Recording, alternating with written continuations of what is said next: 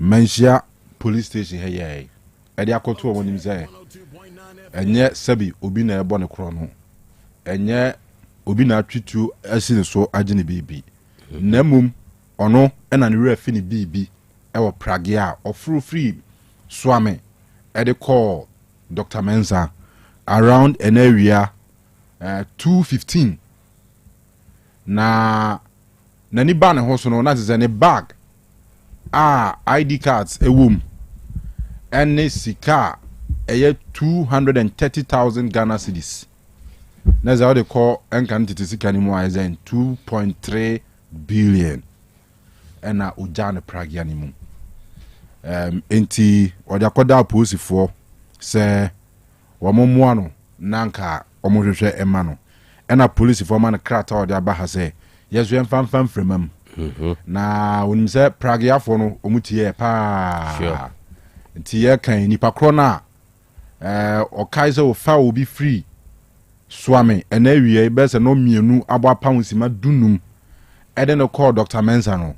ne bag na ujane Prague ani mu no say adane ni bre adu ani bre so what you say enti Prague ride out here and kan nwumre no kofi we de onye adom na nipa ne nsanka na de nti osin case say eye wo na abedi wo a obetimi de ba menshia police station anasa telephone number yi obefre number ni 0246 307 603 0246 307 603 sa telephone number ina ofra onwa Yusuf Alino we nyane direct na na dim komo wose obua no wona abedi wo na bo ma ne nsaka na de ya ebeji wunsem asida no ebeji wunsem ohun se eya na ene ise di wi asena koye ni ntini ya dwen se papa yesu ni mfaso biem so ohun but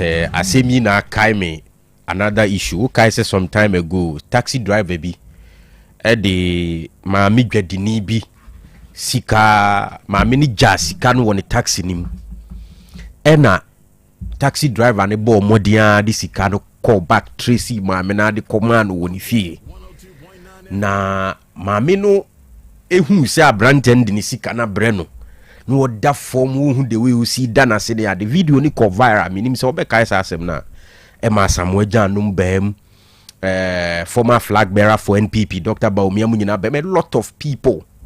Emzena Branty and taxi driver near so a Pentecost ni. Na emphaswe buy any day. Nay boom. A chain sikana neda cardimuno. Inti wedi ebesre. Ebiana Prague driver na nkasa so adwen maso onso afro otu weni da ho ba bia wadaroma na odi ama Prague driver no. There's a possibility say bia kwanya Prague rider in the behu we bia na si form na si Prague no form no so tewa ohun na chikura ohun form this was penny say bia I mean because of bibinti or tenny ahade bi no yes tebeti ma ba say the next passenger no ene behu yes and no possible who say sometimes omono ya na wapaki baby a bia wa break for wa na say wa pono na ya omo hwehwehwe car ni mni ade so say mvan say taxi now ten nchen wo front ho dia no sorry ye na no na nitimi boss mani hu ba ekwa akire dia edwe dia appeal adisrede to the Prague driver and the next passenger na passengers omo fro ye no madaroma enye sika no nko a utie owura na sisika no nko akura de about other documents bi wo mni ade a ehu hia papa enti omumwa na nsanka na sometimes ebia enoma bi say no Kanu betoto na se ba se unya e de bag ne ni bibie wo mu breni pani wia e na hu se wo wia se nyina no enoma timi sesa completely ye wa manfo bi wo kro mutimi te se ye se Prague driver obi bi kan kem sika se ne wo mu watimi dia ba omukra won che no kra imagine say Otec ye kan wa hachna bia ye program ya kra na Prague driver kra ba ha nya ya announcement etiefu etie ni omu ehwe kra no eno kra timi tachi omu ma omu donations omu ye no kra ye plenty enti yesre yenu ya no ni obi a wo fro Prague ani bia no se mote ye nka momwa na papa no ne nsanka nuoma ɛwɔ bag nim including the document or the adwuma and we very very important so all right ti we the address ready oh mate diko fi we me see number no ne telephone number no so bi 0246 307 603 0246 307 603. All right, so young call for an emra the bar na ebehwe stories e wo fie so mrene ko yie pa about 7:25 kufila bi na hotel Kanu. Later on says Candy and ya wa Monza ebe join here na fe ya discuss stories our last and sikapade be mai ewo dwumadi so Royal Sports we Wednesday September 24 2025 yeah call straight Eugene Maradona they call live on Facebook ubetumi join here sorry YouTube send na meet and rano yeah wo issues there were on Facebook page nso kakra yeah ye ho adwuma into at appropriate time be back ho na for now they also chew text sports on YouTube abenyae na wahwe dwuma de bi was out here no now leave comments or be kind am out ye tane na fe walasti ahwe wi a na ye de aka no aba be so mo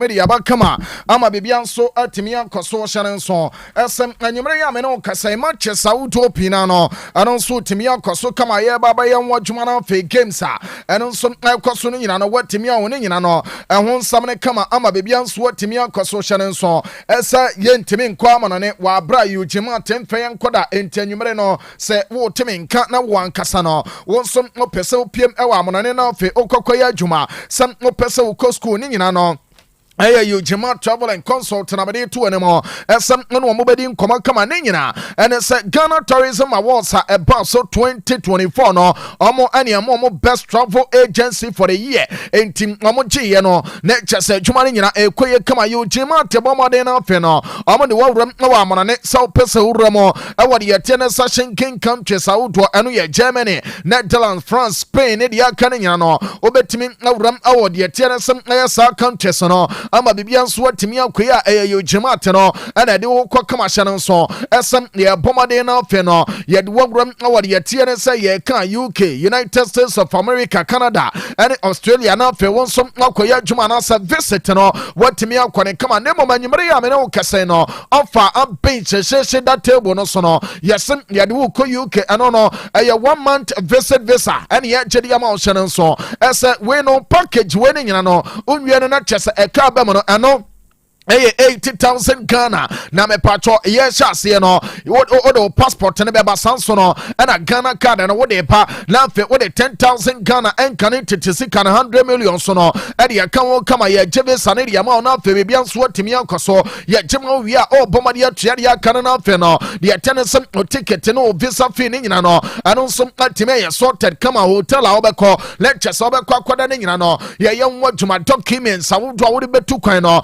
ano nso nyina hyem kama anti total package ni yenwie no na chese ne nyina nso no see adia eno ye 80,000 Ghana unya ne bebia eno you jema travel and consult so ye ena na nyimere bedi tu ya se eno mo so no entimi man komana chese bebia so no entimi nkoye kama passport uni bi birth set uni bia you jema tenso no ebe ne kama de amount entanyimere no asoye ne yemie no owuram na wo boase meba cho oboase no ye wo yak towers last floor ho ye ne enkane gien bank no ene dinhwe ne mo meba cho opiem wo Kumasi a Ofi North Central so enso ba so fly interchange na so a o channel so se edan no Bugis building no lecture se eno so enchen pe and obeto you jemata so ye na afen commodity ye nyina no eno so natimi akoso kama numbers no 0552 098 298 and answer 0553 3 and answer 944 608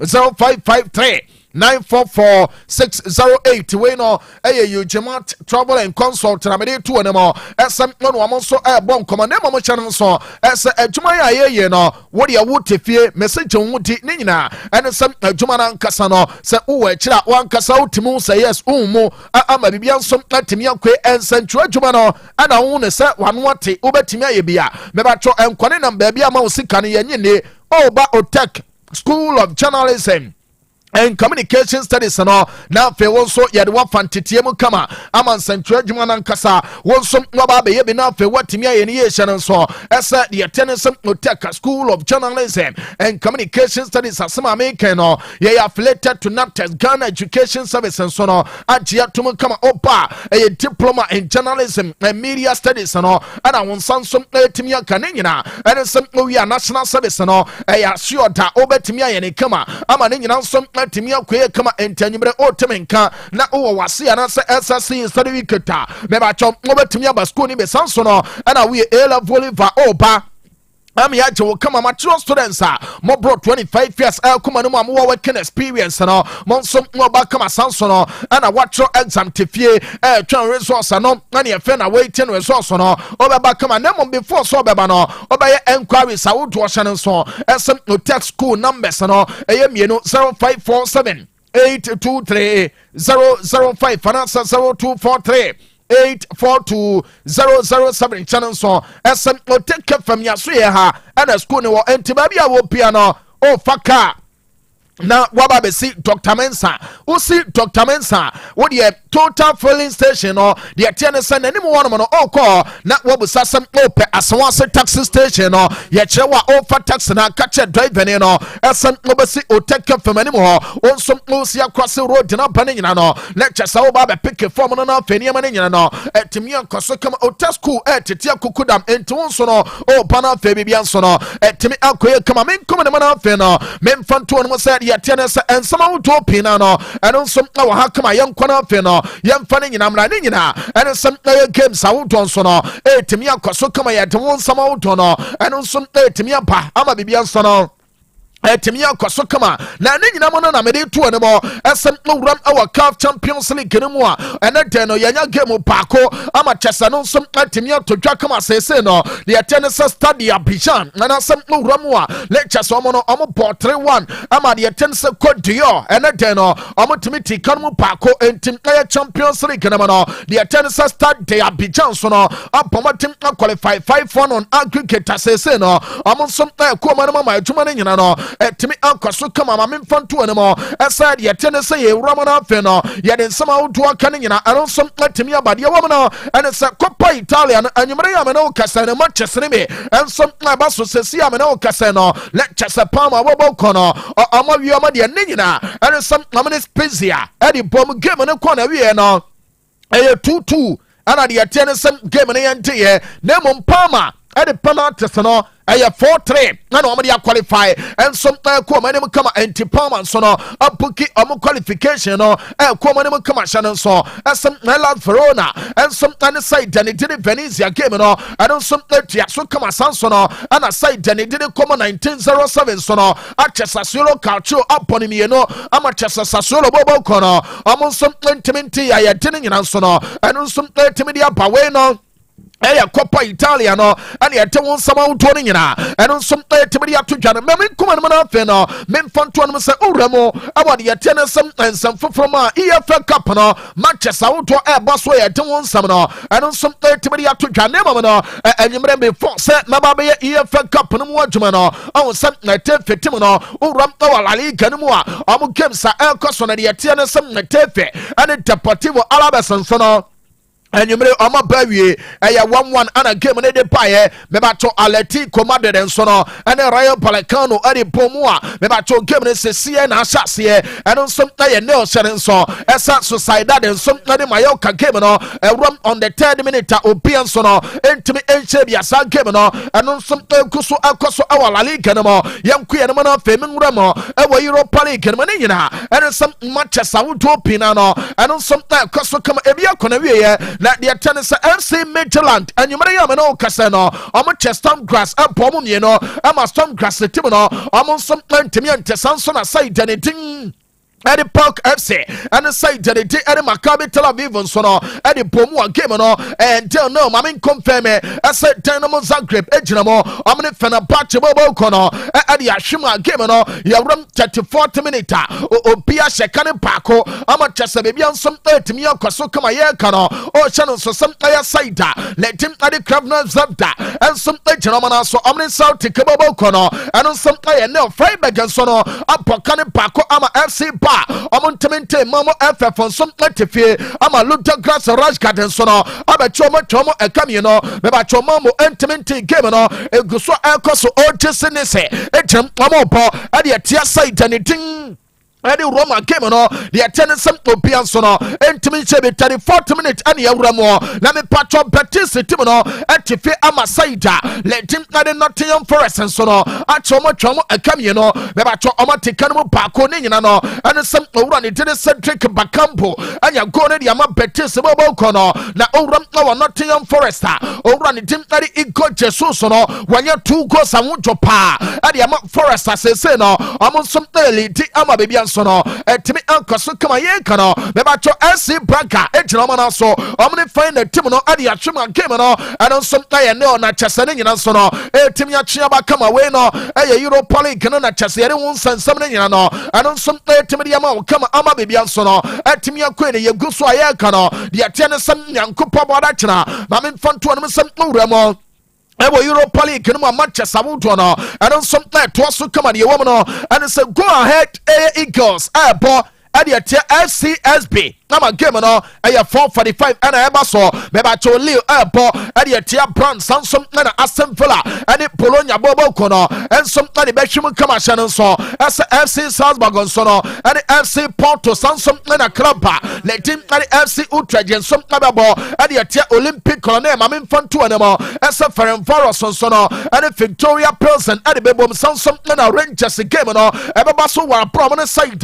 let him and Genk ade be bom kama Memphis to them as Stuttgart and so no and it Chelta big game no and some other cost come sanso no and a young boys and some age no man so na fe amane panantana cost some na dia pomua we aya Manchester Uramo e Europa League no me patromo dia no and some other cost dia tiene some ochina ama bibia some temi akoya ya tene nyina no and some temi atodwa ya wie Europa League ni yanguramo e EFL Cup ne nyina and it's anyimre ya me no kasa no Manchester wodo so ayekoso me ba cho ofedi kan no abana wieye awo Manchester makoma yensem de wo no and it's Huddersfield Town atifie Manchester City acho mo bom baako omuntimintel Phil Foden na anya go no e de Manchester City me ba cho san game we ye ba bewrem no ana owura ne din ade controller ye busa no ase chamano ade no Osei and it didn't sit no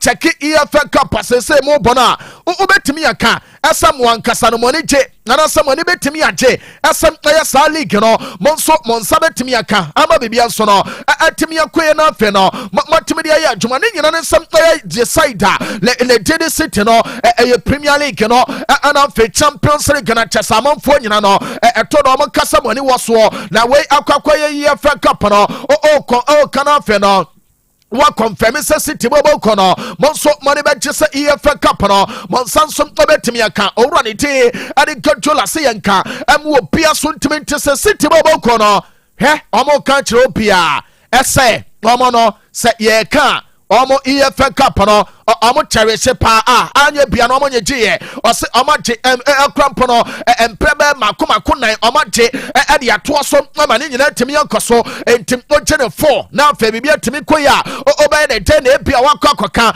ese ye ne EFL Cup no entim ono de o kam opia so timi ate ese toye City bobo kono despite some omo fight for Premier League and Champions League no EFL Cup no e ya de bakwa omo ne nsom di akire pa ano aye gafa ne de ade gajola ana de sansam ne nyina no ano nsom timi dia prayer na nyumre ya de ne nyina no ano nsom timi dia to ya memo fina fe memro mo e was St James's Park ne nyina and say Newcastle United bobo kono anyumre ya me no kasa amache kraba ne tin ade Bradford City anu mo mienu di me patron first half no Bradford entimi antebe owura ne tin ade Jolinton ono wase go ne baako ana fe owura ne tiri osola ensom na she go ne baako nti 2 ana ba ade ama Newcastle tim na channel so esa Tournament Spencer no etife e wo Tournament Stadium ama bokane me no ama Doncaster Rovers so no be ba cho omo ntiminti kane be sanso no ana de Tensa Portville omo tifie ama Arsenal the Gunners acho ma no mo ekane baako a omo nso ntiminti owura ne ti ade eberechi eze ana anya sa go no ade ama Arsenal tim no ama chese ne nyina nso no anu nsom timi yakoso kama ye de ne nyina no anu nsom timi dia ba enti join ye na nyimre abo YouTube no so opa Otec Sports Pomoten no fe no me ba cho wa subscribe to your channel no e ba bua pa ama adwuma ne nyina no anu nsom timi yakoye ye ne sa no de tie ne san aya comments awuto no o de bad the boss player be ready wa bra show ni nyina eno something koso a lectures na masie kama na feni ma no so no etimi ankoso kama entiri wo no ene some de aka ni nyina no ensama awuto ni nyina etimi ampa kama mama nkom ne na fe no menya adwuma no mo amane ma ni nyina eno so ntimi nkoso kama na de ya bana fe ya de tie ne some audio awuto ene video awuto pina no eno something timi ampa o join ye la won so what me enjoy images awuto ene video awuto no ama bibia so no etimi ankoso kama menkom ne na fe mi mfonto dwa ese papa ne ti ade Jamie Redknapp anwumrei no se Arsenal tim no ebo na me patcho Arsenal bobo ko ne bo no we by popular request ma me mfonto no se Arsenal tim no emrancho mu gira mo ede ama mo no me wi a me de baba ye owura ne ti Jamie Redknapp eye ne story no na fe ye wo de tie goalkeeper ne ti ade Kepa Arrizabalaga ono edem na de ma Arsenal Ben White ejinamo Lewis Kelly ebo owura ne tini Mosquera ejinamo William Saliba ebo eberechi eze Christian Nogard ejinamo Etang Wanyeri ebo Bukayo Saka never cho fast services boy no ne dino meba be yadwuma Gabriel Martinelli ana fe Mikel Merino we mo no aya boys na nyumre no omo somta che game na se ade ama team manite ade de yete ne somta ya Arsenal ma bibia so no etimi ankoso kama na wa bra ye ka ne nyina no meba cho owuram awa side le tin ade de yete ne se Arsenal a ehonu na owura ne dire Jamie Redknapp no o se hwe yemfanto jam wo bia so ntimente ase no kwasem nie Arsenal bobo ko ne pa enanwumre o bo game na chese wo de enya no obia o Portville ana one ne bo wo de Bukayo Saka encheye bia player no prayer afen no return no o de na ba be ginem na so de ne bo game say ya no kwasem nie ono se ebesi na no onti Mikel Arteta se esem o ya sa djuma no le nya no sem owura ne tin ade de yetie ne sem ya Bukayo Saka no o ye key player ade ma Arsenal tim no na me patcho ekokoba ne say ya lectures am wan kasa na de pa ana chesa won som no pesa o chira mane yema ne nyina no etimi koso kama ente Jamie Redknapp de o se Arsenal bobo kono ono de ogidi a lectures ene kwasa sankem wo ya amopono na ene kwasa amoma owura ne tin ade Bukayo Saka ensom ejina mo empo ano aya kakra papa no so no apa bonten na de baba to dwa ya de won sama udo no ano som etimi de mo wana nwumre o so no so yanto so no fe no memfanto no say ya concern foforo mo na fe ya kapia ya timi de apa ama bibia so no ano som matimi akaso me ma cho mi remo e wo FIFA so ye na de wo mo ne say FIFA ana na nwumre no ensensem ahodoɔ bi ba on sɛ 2030 World Cup ɛno no bɛkɔ so no deɛ wɔm no sɛ wei no abɛyɛ centenario na kyɛ sɛ 100 years yɛstate World Cup no ɛno ana ɛtumi aba so no na ɛna nwumere deɛ mense ka ɛne sɛ yɛsɛ FIFA consider as a World Cup sɛ no kwabra sɛ yɛsɛ about 48 teams wɔ ɛne yɛduru World Cup no sɛ 2026 deɛ no 48 ɛne yɛbɔ yɛsɛ FIFA consider as a 2030 World Cup ɛno ɛbɛkɔ so a on sɛ South America yɛbɛbɔ bi wɔ hɔ yɛbɛba bɛbɔ bi na wɔde yɛtɛ ne sɛ Spain ɛne Morocco ama ne nyinaa tumi akɔe no ma me nkɔmfɛme ɛsɛ deɛ ɛba no ɛne sɛ ɛyɛ FIFA yɛso ɔmo ankasa no ɛnso bɛtumi akɔnsida sɛ anyɛ bia teams no ɔmbɛtumi ayinkirisi ɛde awuram ɛbɛyɛ 64 teams ama ne nyina no ɛtumi akɔ so kama ne nyina ɛne sɛ yɛsɛ wuram ɛwɔ CONMEBOL ɛhɔ nom na mepatwɔ president Legend ɛde Aliento Dominguez papa no ɛna de saa proposal no some ultimately a pass no almost side the one no and I woke up and you sat free na momo de mo baba ya mo say ya baba centenary our World Cup no momo de no de mo ye no and say be opening games no and amoya ma dwene esa mo de ba na ya baba bɔ no ho eno aye de tie ne say Argentina Uruguay and Paraguay almost say there be ade no esa numbers ne kosoro wa bra ɛno bɛboa ama World Cup rankasa ne nipa nso atumi a enjoy ne ye ɛno ayɛ 100 years ɛno nso atumi aba enti Aliento Dominguez elite as a World Cup ɛbɛkɔ so the year the tie ne sɛ the year 2030 no ɛsɛ yɛ spantama ne wura mo ɛyɛ 64 teams ma nneɛma ne nyina no ɛno nso akɔ so kama yɛte saa nsɛm ne nyina no ɛno nso atumi de ato dwa bɛmatɔ already did win macaroni ayɛ former international ade ma England owura no kasa ɔsɛ hwɛ ɔka mu so timiate asa opa England obetimi aka asa nipa baako boy and it ade Hurricane ono oye the greatest ever number 9 edema England or say asem oya waka no obetimi atena fie ene o phone ene o pillow ene wakonwa agye akyenia na fe no ade ache ono de o ka kire opia o se hwe boy no nkasa no oye clever ana fe so betimi aka esem oye quick adwuma no otimi bɔ ne ntam so ama adwuma no nyina no ano nso betimi kwaso kama o se hyɛ ne nso esa boy ne sharpness level no wo so pa wo se mo mo yɛ bɔntesere gana last season no how owura ne team na de Hurricane so no empo goals awodo enso na de ma club na nkasa no otimi say yes oye clinical ana fe so no de atene sem oye natural goal scorer and to win echenye pie no ono oye player ni be wabo game ni be and one level sa players awodo no ono o kan the stamp na tem so as England the buy nyina football no on the obetimi aka as Hurricane no ano the greatest ever number 9 beba to England and so no ano some timi anya ano owura ne te ade de yete se win macaroni ada de sansam no ano some timi aba na me pacho Rooney akasa ye ade fa Ballon d'Or abaso ama Ousmane Dembele wagye se ne na so no o se na ade no agura na anamu di agro ani ase ada chama no se wala si na wo hwe Rafinha hwe boy no boy o check here last season no Rafinha ye can pass a team na ono ana na ejina ne na so na sinimetri so essence ne sra so boy te so the pass a team ko nanim sa ya adwuma o pai go sound no fe no ono so make assist na fe o ban finfe abaje ball twist 10 apia ade mo players ya adwuma o se Rafinha da bi o na oto so sai boy ne to so makomakonum o se Ballon d'Or no joke already or come will be as what timiate or say Vitinha here boy no ball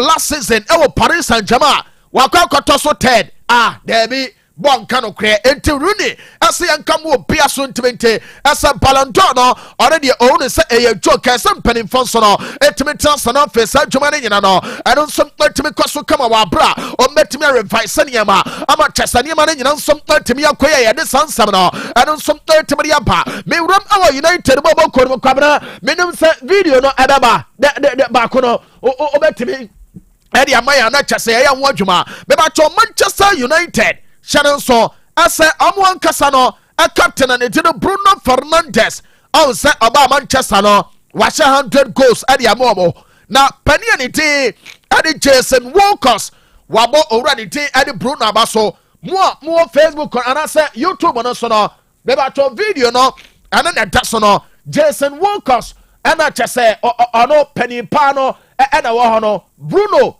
ana chama hyɛ tuntum ana so krenkren akɔgyina ho no enti yaba be present ade no ade ama no papa na nkasa ɔse Bruno bae no wa bɔ adwuma awɔ side ne din ade United ama adwuma ne nyina no ɛno nso atimi akɔso ɔse akoba ne sɛ ya deɛ wɔyɛ ahwehwɛdeɛ no ɔmpepa ne nsa kwa enti Bruno abɔ adwuma ade ama United a ɛsɛ club no ɛbɔ n'aba so wabra sa presentation nkɔso ama Jason Walkers in front of players no and the technical staff ne nyina no all presented ama Bruno no mo YouTube no so fanela ahwɛ no beba cho radio for no sound and amasie yem kwara fe no ye wa ha wa Bruno ye bɔ n'aba so United aso ye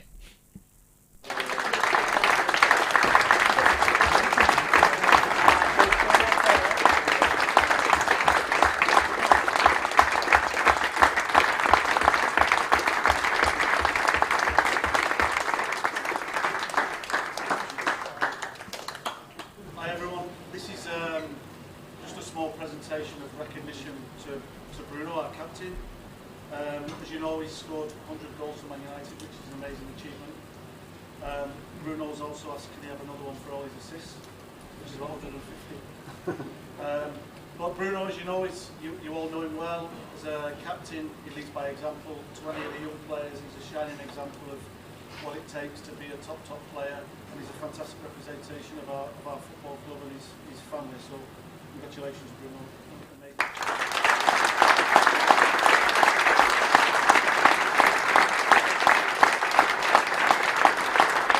Fantastic Entiano, Orani Day, Eddie Bruno Fernandes, United, Bobo Koni Paniani Day, Eddie Jason Walker, Sampana Basono, and I want some no enjoy some video Nina. I want your channel some YouTube and also Otec Sports in 2 Kanu subscribe to your channel on Feno, want some share link, and your good groups out on for one ho. I'm an Indian some Timia Konafe, a Jomano, yet to me and to also come. I mean, Ramo City Bobo Konomo, not meeting come and anybody I mean, Seka, and it's yes, sister Timono, almost area already ting. And it drawn the vessa. Yes, what bought Adima PH Timono, answer already didn't controller, and permit for that, and an up our Bruno, a better me stabilizing Finfin or the Amano, not the Amin second anymore, and it's a yes, city, a Yahoo, that's a Anya piano. On the bear 120 million euros Euramo, our Paris Saint-Germain, on the Timia Jay already did it draw never sono, Amanapa, and Tim, yes, a point on sono, a betimia power, Braweno, or more Penesa, Bay Anya Pia, already Tim Rodrigo Hernandez Cascante, Dutch piano, a senior man, some Aquatigua, lectures already did it draw never sono, Wababe Jim up by Jumano, at the Amasai, and it didn't add the Tennessee City, Ama Jumanina, and on some Timia Koya, at 1 7, and on some and Chairman Elliot Tomo and Penny for Canning and all the attendance and some Timia Kosuka Mamin Fantuanamo as Luka Modric, a former player at the Real Madrid Bocono says Waramo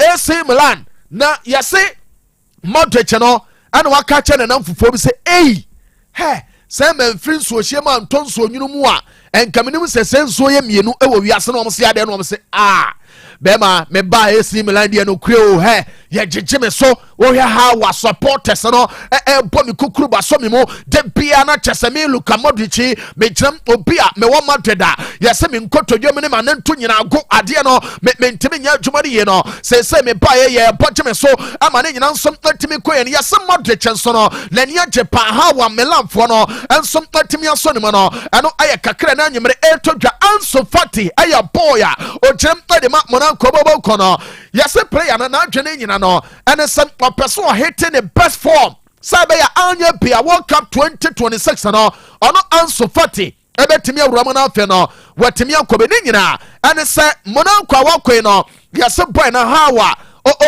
Diagro, Hawa, or no, or Kotrenina, or funny serious or no, Ubusana Adaya, or so or no. ne daya so no nyina no ɛne sɛ World Cup no ɔpɛ sɛ anya bia 2026 no ɔno nso anya selection ɛde fi ɔmo yɛ ne didi Spain mo lectures ɔno nso wura mo ɛwɔ United States of America ɛne Canada ne Mexico sa tournament no ɛno nso ɛbɛtumi akɔ so no ɛno ɛyɛ kakra na anyimere ɛtɔ dwa ana kyɛse ɛde ne nyina ɛno nso ɛtumi yɛ no na Carlo Ancelotti say wayɛ adwuma wayɛ coach adwuma na kyɛ na team sa pam na ɔno obetumi aka ɛsɛ pamu baako ahyɛ ne papa na mɛsɛ papa kawakoma to yɛ mbra fam ɛyɛ pamba ya ɛna ɔsɛ hwɛ no kura nie wayɛ adwuma ɛwɔ Madrid apam ne da sanso ɛna obetumi aka ɛsɛ clubs awodoɔ Juventus mo ɛne Chelsea mo ɔmo nyinaa ɛtumi apam ne da na mmom no saa 4 times a Juve Chelsea Real Madrid ne Bayern apam no deɛ akɔ ne dedem paa no ɛyɛ Bayern ne nyinaa ɛne sɛ ɔkyɛke a ɔsɛ hwɛ ɔno no ɛmfa wo ne baabi adu bɛduro mpanimfo no ɛwɔ hɔ no obi bɛtumi ada sɔre afirifie ɔbaeɛ a ɔsɛ hɛ papa wɔ mu nya no na ɔnkɔ wɔnya deɛ ɔbaeɛ no ɛyɛ club no krampo ne philosophy no wakyɛngye nneɛma na kyɛ sɛ nneɛma nyina no ɛno nso atumi akɔ so ɔsɛ hwɛ Bayernfoɔ pam no na ɛna ɔmo kɔɛ na ɔmo kɔkɔ hyia kyɛ sɛ landlords no Madrid ɛkura last stop din adeɛ no ɔmo firi mu ɔmo bɛtena fie no ɔmo do ɔmo sɛ fam ntoɔ ne deɛ ne coach mu no ɛyɛ club baako a apam no ama kyɛ sɛ ahyɛ ne pan no ɛyɛ Bayern ne mo Bayern pam no ɔmo mfa nkɔgye Champions League no ɛyɛ Real Madrid ɛna eyi wɔn ɛnso afiri mu a yɛde ne nyina no ɛno nso ɛtumi de ato yɛ Antonio Conte sɛ Milan ɔkyɛke adwuma a ɔmo ayɛ ne this summer ɛwɔ transfer window no so na akyerɛ pefee ɛsɛ Milan ɛyɛ big club a ɔmo nso ɛpɛ so ɔmo bɔmɔden na afei no ɔmo structure team ne ye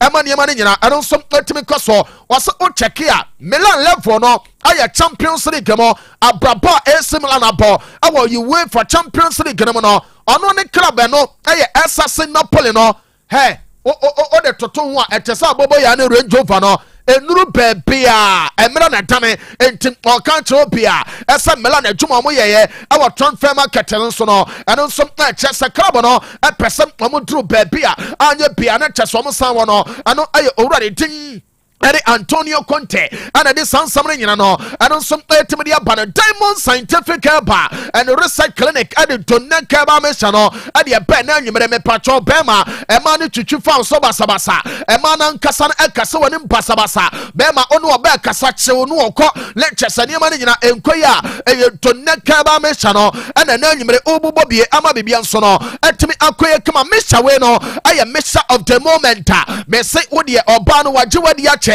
nkɔnkɔtwi nkyekyere ɛma ɔbɛrima no wɔn a yɛbɛduru mmerɛ bi kura bɛlɔɔke gya etwi kyekyere no bɛrima deɛ ɛsɛ ɔma ntini na nkasa yɛ adwuma nomaduro no ɛbɛsa ne ntini no mu na afɛ no mɛsɛ circulation na koye ɛkɔba ne saa na ahoɔden na no ɛna aba ɛyɛ tonne kɛɛba mehyɛ ɔba Otec FM ha na dodoɔ bi a wopɛ no wɔaba abɛgye ɛwɔ ha sɛ wodeɛ ɛna kam mako mmienu mmiɛnsa ɛna yɛdu no wobɛnya ɛwɔ Otec FM ha ɛma na motena wia so ɛnso napɔmɔden ɛtɔn nneɛma kyɛ no monom donne kene bi ɛbɛma skin no ɛtumi atɔ so kama sanso no ɛna mo a mogyina nkyɛn ho kyɛ no ɛkɔba ne saa na wobɛhu sɛ womagya no na ɛmu ayɛ du ɛno na ne yɛfrɛ no blood viscosity no mɛsɛ ɛbɛ dilute blood ɛno no afei no ɛyɛ circulation no nso ɛtumi akɔyɛ kama ɛkɔba ne saa da bia no ɔbɛhu sa honam no nnome wogyina gya ho na mmom no mɛsɛ skin ɛhyɛn ne te sɛ wɔwɔ a wɔda awie mu no ɛbɛboa ma kyɛ sɛ akyema kɛtene de ama wo kama ɛyɛ donne kɛba mehyɛ no a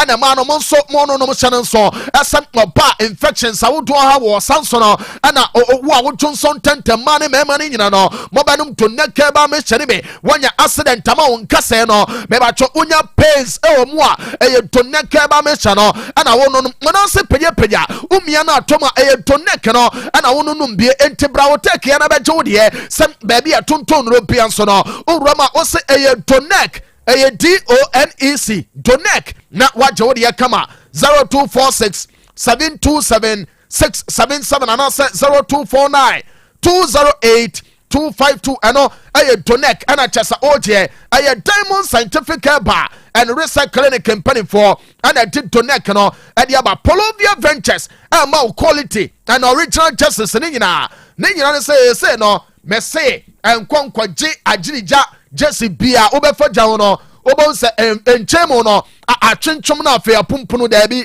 wei Jesse a ewu ajama obesiasi empa he enya de say betete quality and original Jesse no Polovia and a demo more organized tournament bi mo permeta sawodo ade agu de tiede se winners no omukomu a Polovia and amoko trophy sawodo mo benya ewo Polovia so ye captaincy amband no mo be whistle sawodo no nyina no ebi ewo ho red and yellow cast no obenya bi footballs and football boots no ewo KO le ba cho foco bookshop no yene ne din hwe no mo 0548 508 186 0548 508 186 Polovia and my quality and original justice in nyina ekwanu wasade ya waboboa no ene edisi the boss player atnase what year to aso. Yes, Walasti, that's say. Dr. Fever wa dog. Yes, sir. Yes, dog. Say biaboko there. Over the other biaboko. Edamian say. Fever Natural Health Care. Ye mon komo. Was my men na see na mencha we take FMTF. Say that bia na ye betna say ne TF din komo. Na ye kasa fa ya pom din ho na ye de ye nkasa mfa bibia ho say enemu yare na da bia betna fidie so a ye kasa fa ho ene na ye chiri ma mo bia te ase na say obi ehu say sibito so ana say ebi haw na opese woko emane ko ana say opese oba ne ye show na efru so a de bia wo so oba de bia wo so fa wo fo a ofre ansan waba eye Favor Natural Health Care ye center ana say ahye tibatwo utie manwumre na enemu yare ewo so enemu yare etetel ene na wo dwene ho each and every day wo dwene ho anopa wo dwene ho awia wo pe ba bia abekwa am na bo a Favor Natural Health Care enti ubedi kan fa ye number no wo fa number na save no Favor Natural Health Care say the medical kan na say the bia ya na meka no na o fra no hu say enemu yare enti na wo frɛ enye koko ene enye pressure ene enye diabetes enemu yare nko a me pa cho ye number no 0245 378 245 0245 378 245 0245 378 255 epacho utie a ye kira kwan anase ye center no you duase.bola junction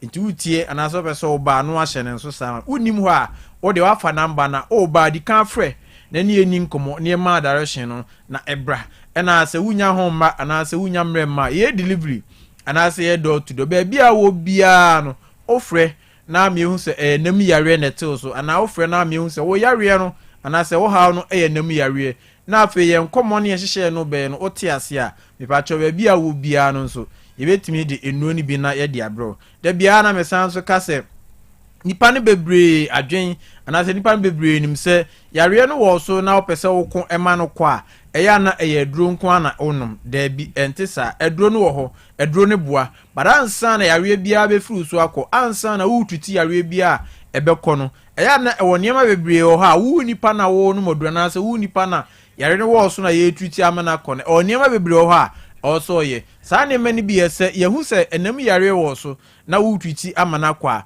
eya na ewo nuane bi wo ho a also otwe ho front ya na ewo nuane bi wo ho a also ye kyerɛw ema wugye adie afi nam bi won so also wotwe ho na ase ye kyerɛw ema wugye awie ɛna afi drinks bi won so ano so also ye kyerɛw ma wugye anom na se otwe ho furu ano so beboa ama yare no afuru so afi suban ni ye de wa wusi dwen wugidie kura ɛka ho na ema yare no enko ebia na nya aduro na wonom no ɛna emwa obia te ebia yare no wo sunti ane niema bi nti na wo pa akoto but wugidie ankasa ne wadwen akra ankasa ehdanim baby a wo kɔ ne se ebeboa ama yare no afuru so timpatro no nso uti a na wa hye no so sa edi ama me ena yare ni padodo na adwen ho se yare na tena no so ache enti spiritual anase eyobi na ye no ebia wanom no bebre enko wa life sahudo bebre enko ade bia wo so ye bia ema yare ne nko bu okra wo style se wo no moduro a ohunu sisan kakra ohun improvement kakra but edro no san na so je edro no na yare na san aba enti ama na adwen ne se eye beye anase hunhum asem da bia meka se obia ne dewe anigidie esi kire nefa obia ne dewe anadwen so esi kire nefa ntu de se wadwen kire wo se ache ana ugidi akiro se achenti ehunhum asema fa no to nchen de we sitie bia no o de brane starting show na yare no emfru so enti san fa ya number ni biem me pa cho ya number no 0245 378 255 0245 378 255 0245 378 255 enamri ehun sunsuaso no e bia na me ka se obi a o tie me anaso obi a yare ni bi wono so bia na e wo de we esi dan di e wo ni pere anaso de we osi hu na e che se wonya enam yare obu a de me no so wonya enam yare se odwonso ntentem na odwonso ntentem na chi no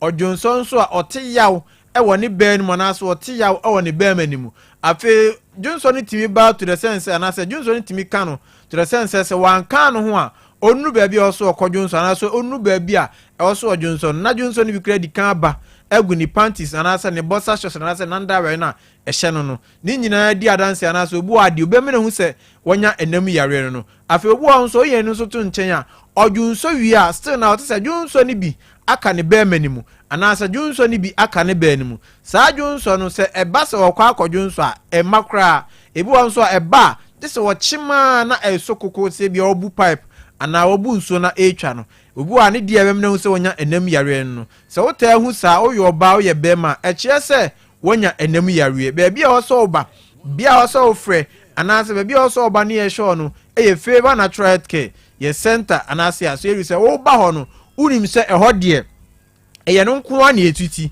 eno nko ani wo hu oduru eno nko ani ebetimi aboa ni ya show na efruits ntu utie mi a fa eno nso hye waadwuru mu saa afi obo nso a wo tie me de ebene hu se wonya nam yare eye se ensansa egu ni ba na asa ne bema no na ensansa no ya na de we obi ade esie no obu an ensan no etimbegu na se bebre ana se timbegu ni bema no bebre na emu ya ne hene na emu keka no otimi titia manase eye kuro otimi titia manase ewote oyo oba oye bema o sa se ohu sa nema no na eye ohene ekekaw otimi titia ase ye ode ase ye oya ni nyina che se wonya enam yare afi obu onso a ne nsan no besu oba akopɛ na oha na ekɔ eho na asan so aba obi nso de timbeto se yama na ase kakarewe no emu ya na hene anase mu keka na otitia na etre na eye kese obi nso de timi hyehye nsuo ase mpompo ase pimpos bi saa no eho na apai anase ono apai a baabi nsuo ne befiri ma ba bekwa aka no na nsan ne bia besu anase na eho ye ne hene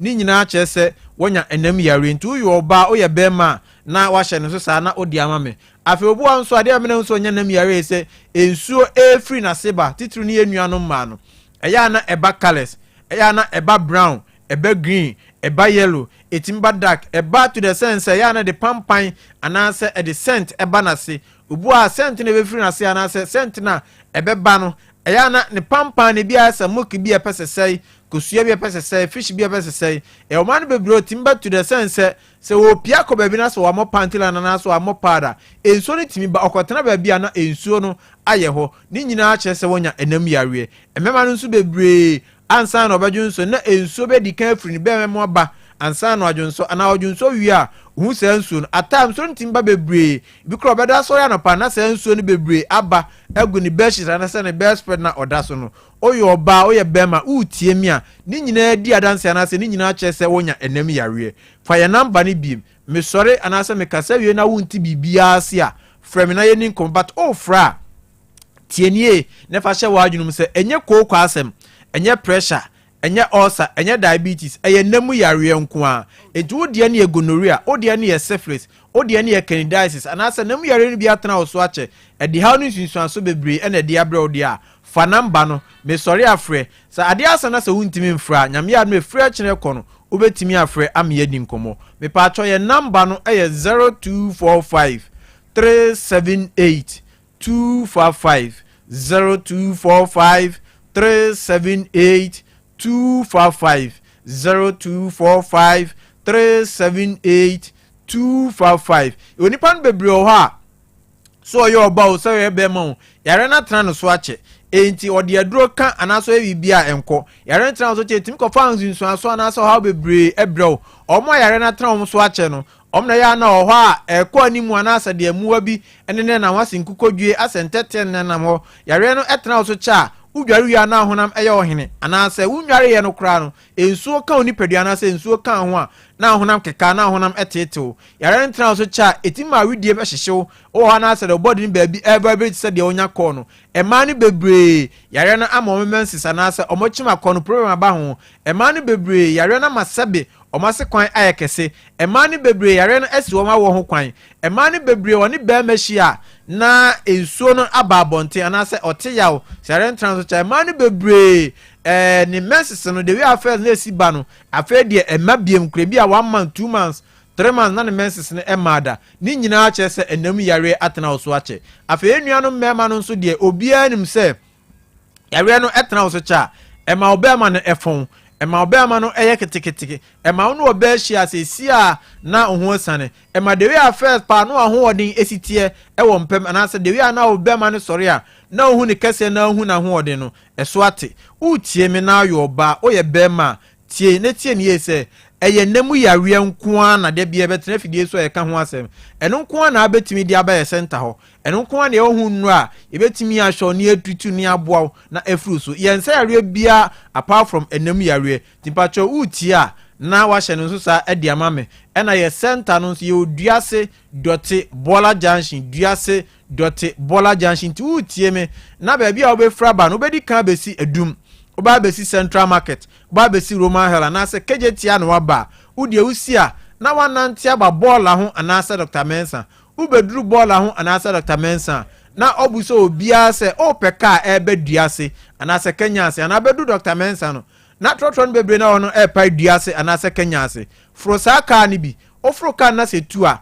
ka kire mate na driver ne se ubesi bola junction unim ho etoduru a onsiu osiwo na otwa akwam na obuso obia se o ba Dr. Favor ho anase o ba bia first pa na police for container anase omberia no wono bibi ntina se wuntimi ma o de afre so oni edi nkomo na me hu se enam yare ne to so anase enam yare na ehawo na afi ye nkomo ne enhye no be hoti aseme ya epa cho be bia wo bia no ibetimi di enuro ni bi na ye de abro na wasan so de ahye wadwum se nyesa wo ba ama edro no nko ana edi ama wo enhwemu bia wo se ye bia ebeye enkomo bia wo se nu di ansa ne astati ahwo enuane wo se ye kire ma wujai at the time aye show enam wo se ye kire ma wujai awie drinks wo se ye kire ma wujai no suban lifestyle de wi a wo si dwene ugidie ne ubi bia no ye no bedi hu nkomo o de sa che se dem di kan na wadwun yo se ehunhu masem anase ebeyi a nyegidie ne bra ye show ma yare na furu so no oni me besan so a kire wa obeyi a sa ha wo ni nyina ebekotitiri no omo wo se obeso da ye no bibi ne na ba beda na so obeso da ye no obi ne na ba beda that week na say that time na ade ne be start no sa time na yare nso start say ha no ni nyina no uni how ana so uni problem ni nyina nso obenya gidie na betu na mo no aba ye ya adwuma fiti Monday ekopem Saturday fiti Monday ekopem Friday start adwuma anopa 8 o'clock na ya pon anwumre 5 na Saturdays na holidays nso ya anopa 8 ni ya pon anwumre 4 mesro entroma time no nso ansa na wafre am ye pressure say oba tena me cho say untimi ma e delivery ba bia wo bia no frɛ anase mayeni nkomo ni yemfa enoni bi na yemfa mro me sorry sanfie number ba wo fa number no hye no to say enam ya wie nko na Favor Natural Care yesa eno nko na ye wo ho oduru eno nko na yesua ho ade eno nko na ebetimi aboa ni ya show na afru say bi wo so a tifa number ni bi na me sorry me pa cho ye number no eye 0245 378 255 0245 378 255 0245 378 255 ya do bibia se nyame ya adoma das ne be se hia ne adi nkomo bye bye. All right, Dr. Favor ena yetene nkan ye beda na se na yato adwumadi ne so aha o se afede metumi afre nkomo bia ambeze mu ni di bia ze wadi nkomo wienti or time emamo. All right, yankwe kovi mze we dey e share danti yankwe ni na what else the stories na my na fe so angle abeso de fani adi nyina enya botre ne yenti o eze match no abawi eze onya the first Arsenal goal. Yes, good. And Europa League no so emu ayepa na batch of games e koso no enya sem ketwa But Arsenal Airball League Cup enyumre ebere chieze ashe first goal for the club enyumre. My main confirm score lines ni kakra nsana yatoa so metwa Europa League the berry anam the score lines naba. But La Liga no Hetafe ene Deportivo Alaves ebo 1-1. Sisi Amado kasi about 41 minutes or Wanda Metropolitano. Atletico Madrid 1, Rayo 0. And Real Sociedad and Real Mallorca so bo 42 minutes Ubian Shebi. Ewo Sarkins no emu. EFL Cup no so Huddersfield Town 68 minutes omutifie da from 1-0 to Manchester City. You know Phil Foden the goal was on the 18th minute Emma City no and omuda so akutem. Newcastle 69 minutes omashe 2-0 etia Bradford City. Jolinton ena Osei first goal no ena William Osula at the second one also asoso. Tottenham Hotspur 2 Doncaster Rovers 0 and here Joao Palhinha and McGrath also Ongo Osei no ena Maspers eliji 2 Port Vale 0 Arsenal 1 and Senedi can report on the 8th minute ena Eze ebieni Arsenal account no Eshegun January da sukitem that was akinsia elkoso no emu Edigobi afedi kwan mu abi wadaruma yetio oberan so we League Cup games here kosia it looks like akesifu ni nyina show and some of the players take advantage of the League Cup platform to get first ever goal for new clubs. At least we have 2 for now. Yesterday Alexander Isak the first goal for Liverpool. Then so we've seen that of Eze. Even yesterday Buonanotte also had the first goal for Chelsea after joining from Brighton on loan. So Buonanotte namuzo ni good any a good morning nana there be any a good night. Yes, I have to check. Adana Clifford Cheba for Junior. Because any Bonjourno, Napoli's force will defend a Bonjourno. Bonjourno need a good morning. Yes. And a Buonanotte need a good night. Yes. And I'm class will be the bio. Yeah. That kind of somebody brought it. Yeah. Napoli for Bonjourno no so heavy power. Abrofoni how music to India. Yeah, interesting. England for drink water. Yeah, it means good night. Yeah, good night, yeah, Buonanotte. And Buongiorno, good morning. Buongiorno, no see a defender on Napoli. All right, go V. Enti Facundo Buonanotte. Enya the first goal for Chelsea any idea. Ntino yense de nya any surprising scoreline bia midweek when it comes to the League Cup games. Now, I think yesterday Chelsea munenya another scare. Okay, the last time na make Chelsea problem. Dr. Santiago issue with Enzo Maresca and some other Chelsea faithfuls. Problem with Maresca how slow Chelsea build up ni and that crowd now Dr. Santiago cite another thing say I say how a Chelsea pressing opponent no crown so some way. But the biggest problem, Kanu, after season is starting here with Chelsea, how our first half so bad. If you check Crystal Palace game here at Chelsea, that was the opening day. Chelsea ball draw no. In the first 45 minutes, na performance no, was from cry. Second half they came back, but unfortunately, na too late to pick the 3 maximum points. Even that game against West Ham United, na Chelsea ko share 5-1 no. The last time na make first half na a big issue. First half performance it was terrible, so terrible. In the Champions League against Bayern Munich, Chelsea lose here by 3-1. Clearly, you go back now, costed the game near first 45 minutes. Na a disaster. Second half, and Chelsea bar game nim at some point had a go. Just when they were fighting to get the equalizer, and Amalo Gusto Koye mistake be about Nikudi Hurricane Hodmoa or Barry Ball man year 3 for Bayern Munich. Even the last Premier League game at Chelsea and Manchester United boy, right? First half, how a Chelsea started game no so bad. It took the second half and a Chelsea back into the game. and they were fighting to at least get a point, and also now it's too late. And moving forward, one of the things Enzo Maresca also checking here, Chelsea first half performances. You see, there are some days ubetimi akọ down in the first half, no arise yaba, no abenya the needed scoreline, just like it happened against West Ham United.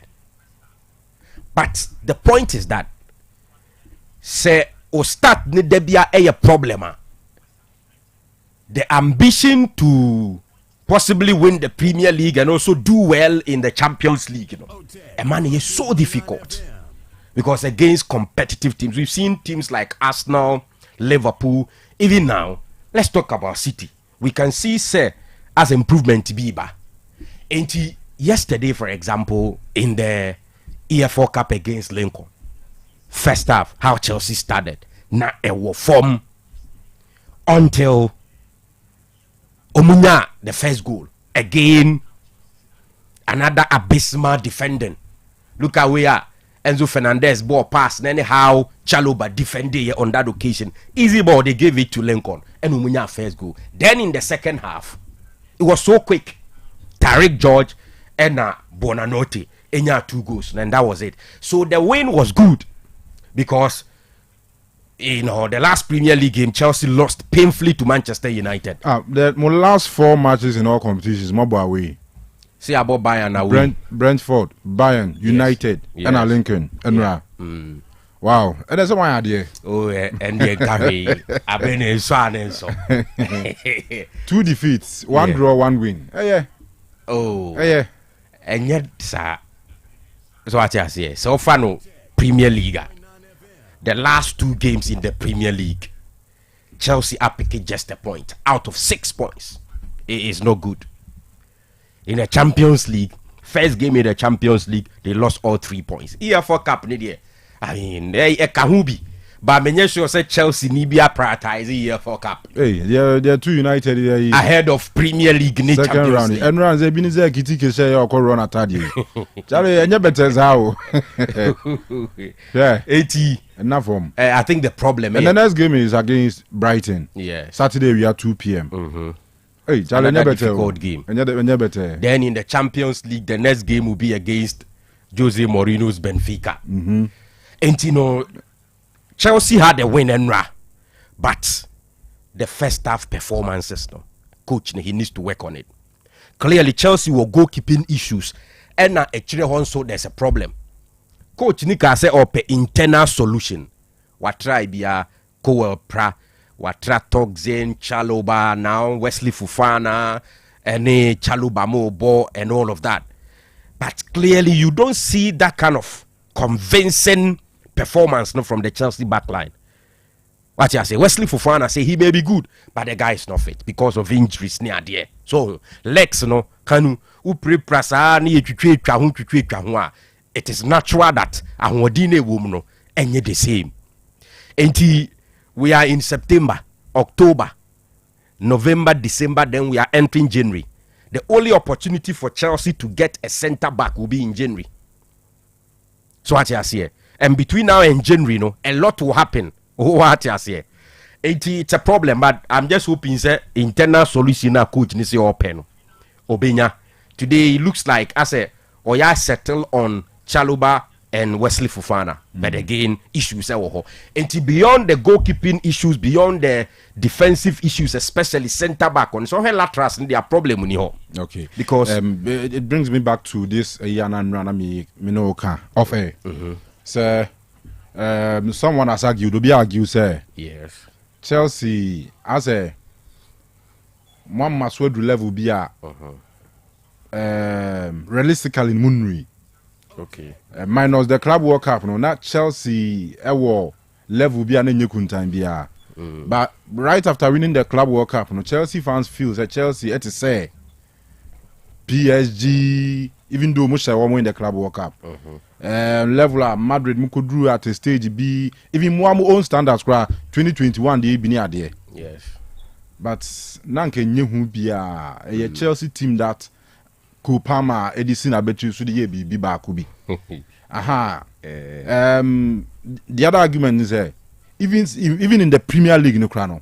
Your teams be on Monaco or your combined 11 between Omo, Chelsea ni Omo. Chelsea can team trap 4 players. Sir. Yes, it be a Liverpool. It be a Arsenal. You beat me up a time near Bayo. Oh, see a time you beat goalkeeper in there. Chelsea ni goalkeeper biya. Ubetim dina koto to Liverpool goalkeeper. Oh yeah, Liverpool, Chelsea, Liverpool combined 11. But Liverpool NA omo left back why Kekech. Onye better nche Kukurea. That be good. Right back crowd here. Evans a Kuku. Oh yeah, combined 11 now. What he can for Liverpool back on, which is Alisson. Yes. And then one for Chelsea back, left back Kukurea. Yes. Okay, it was where. Right back, I'll pick either Malo Gusto or Rhys James ahead of anybody. Soboslai is a midfielder. Jeremy Frimpong in Hono Obo. And the right back, you have either Gusto or Rhys James there. I agree. Centre back. Konate ni Van Dijk. Chelsea Honye. Munyabi. But na se Konate ni Chaluba. Difference be and shade him sir. But Van Dijk the him on the or you way ahead. But the upper for Liverpool centre backs ni me. Okay. Left back, right back, give it to Chelsea. Goalkeeping, give it to Liverpool. So for Liverpool 3, Chelsea will 2. Good. Out of 5 positions. Yes. All right. Liverpool. Central midfield. Okay, central midfield. McAllister, Gravenberch. Maybe. Yeah. Soboslai. Soboslai say the Nico 2. Okay, well, there's what we to Maba. As against Caicedo, Enzo Fernandez. I think Caicedo, Enzo Fernandez will start. Okay. Into when you're 2 on Finfin. The Chelsea got 4. Yes. Any more. Salah will start. Isak will start. Kopama will start. Okay, so Chelsea 5, Liverpool 6. I drew 11. Oh. I said Drew. Now we still a back back home. And I will crap back on me the Pedro Neto Beba. Okay. Because VX by M5. What I say? And Liverpool say left wing or Gakpo nearby and ye BB Kuntabia Pedro Neto. And it comes back to the point, so steady Chelsea team now. Yes, in terms of Chelsea own standards, so guys we be I won't even find to 2 previous Chelsea squads. What do I say? But if you look around any other teams, now share Chelsea quality now apart from centre back or problem, any goalkeeping problem. I don't think say generally Chelsea were materials or more bad. So coach has a lot to do. Now the problem is say he's always trying new things. Now there's sometimes asemu ni okra no akope asema mano. Until he needs to check Chelsea first half performance. So what I say because Kanu they said they can maybe Club World Cup no victory no. Emma Chelsea fans hopes echo through pa. But if you check Chelsea's performance last season in the Premier League, yes, at some point on and off, but eventually Chelsea be near Champions League slot. Which is why they are in the Champions League this season. Then even in the Conference League, they went all the way to the final, they won it. And signed a Club World Cup, almighty PSG. And to say when you see, not say Chelsea fan be expected more. You can understand. Maybe they are expecting main fan say expectations near overly a broso. But I mean, to expect that Chelsea be competitive, ever compete for the Premier League title, no, I don't think say a way out of the way. So what I say, okay, ain't coach needs to do more. So what I say, all right, quality no one is not that bad, even with injuries near there. Ain't he needs to work on say no way. Now how things will go. But I mean, it was always good say Chelsea being the 3 points doesn't matter the nature of the game. The win. Yes. And that's good. Na oka ekitiki any ne conduct after scoring. I'm for describing it say silly. Because you are in a serious competition with Alexander Isak. And you don't give any coach that opportunity to have Alexander as the only option. So Anna Slot now describing at silly. Yes. And I mean, he started so well. He has been scoring. Ebane Sana, even though Ishak, I established him in the Premier League or a record signing and all of that. But once a performance is so good, no. Anytime Biano, a deem for the coach to drop you. But while conduct you say now be off the air, then you are giving yourself problems. Avoidable. Well, who does that? Third round against championship side. Ewo Anfield. Yes. Liverpool asigu. Na player na wasigu na run atade. Maybe or celebrating the stats at Liverpool. So far, he's had a good start. Oh sure, yeah. Sometimes overexcitement. Emma players say you maybe say but you need to be careful. With what the number 9 at Isaac Fala. Adi na ye dia obeji dada na dia wakwa akuyi. I mean it's a lesson to any other footballer, not a critique nkwa. So what I say. Okay. One of the stories na last year me dwe ho kakra the story about Ancelotti na or discussing how in 2017 Bayern Munich for Esake no. Na use Ancelotti like him, hate him. He is celebrated when it comes to coaching. A proven winner. Absolutely. Ebia, the style of play may not excite you that much, but he's an achiever, not with small clubs. I mean, with big clubs. Even Real Madrid. Okay, in 2015, on the Real Madrid, they almost 10th Champions League title. They fired him right after that. Even in 2011, Chelsea. He got fired after saying that the previous season watched the league and then some league caps, I think twice at the amateur Chelsea, but they fired him. But I see, Bayern DNA more painful and ruthless for him. So can say you may not understand, but it is simple. Kanu managers are there back home pekran say year both season, year season a coso. You say about 10-15 games into the season. Nah. You say any manager na party ways. It's one of the things they don't like at all. Only coach say dim koma. Ali so we season in na cry. Na team ne party ways are. In most cases it may be painful but they understand. But say it be a season in koso. If you na performance nenye but will try so hard to revive the situations. In some cases they are so confident so turning the situation around.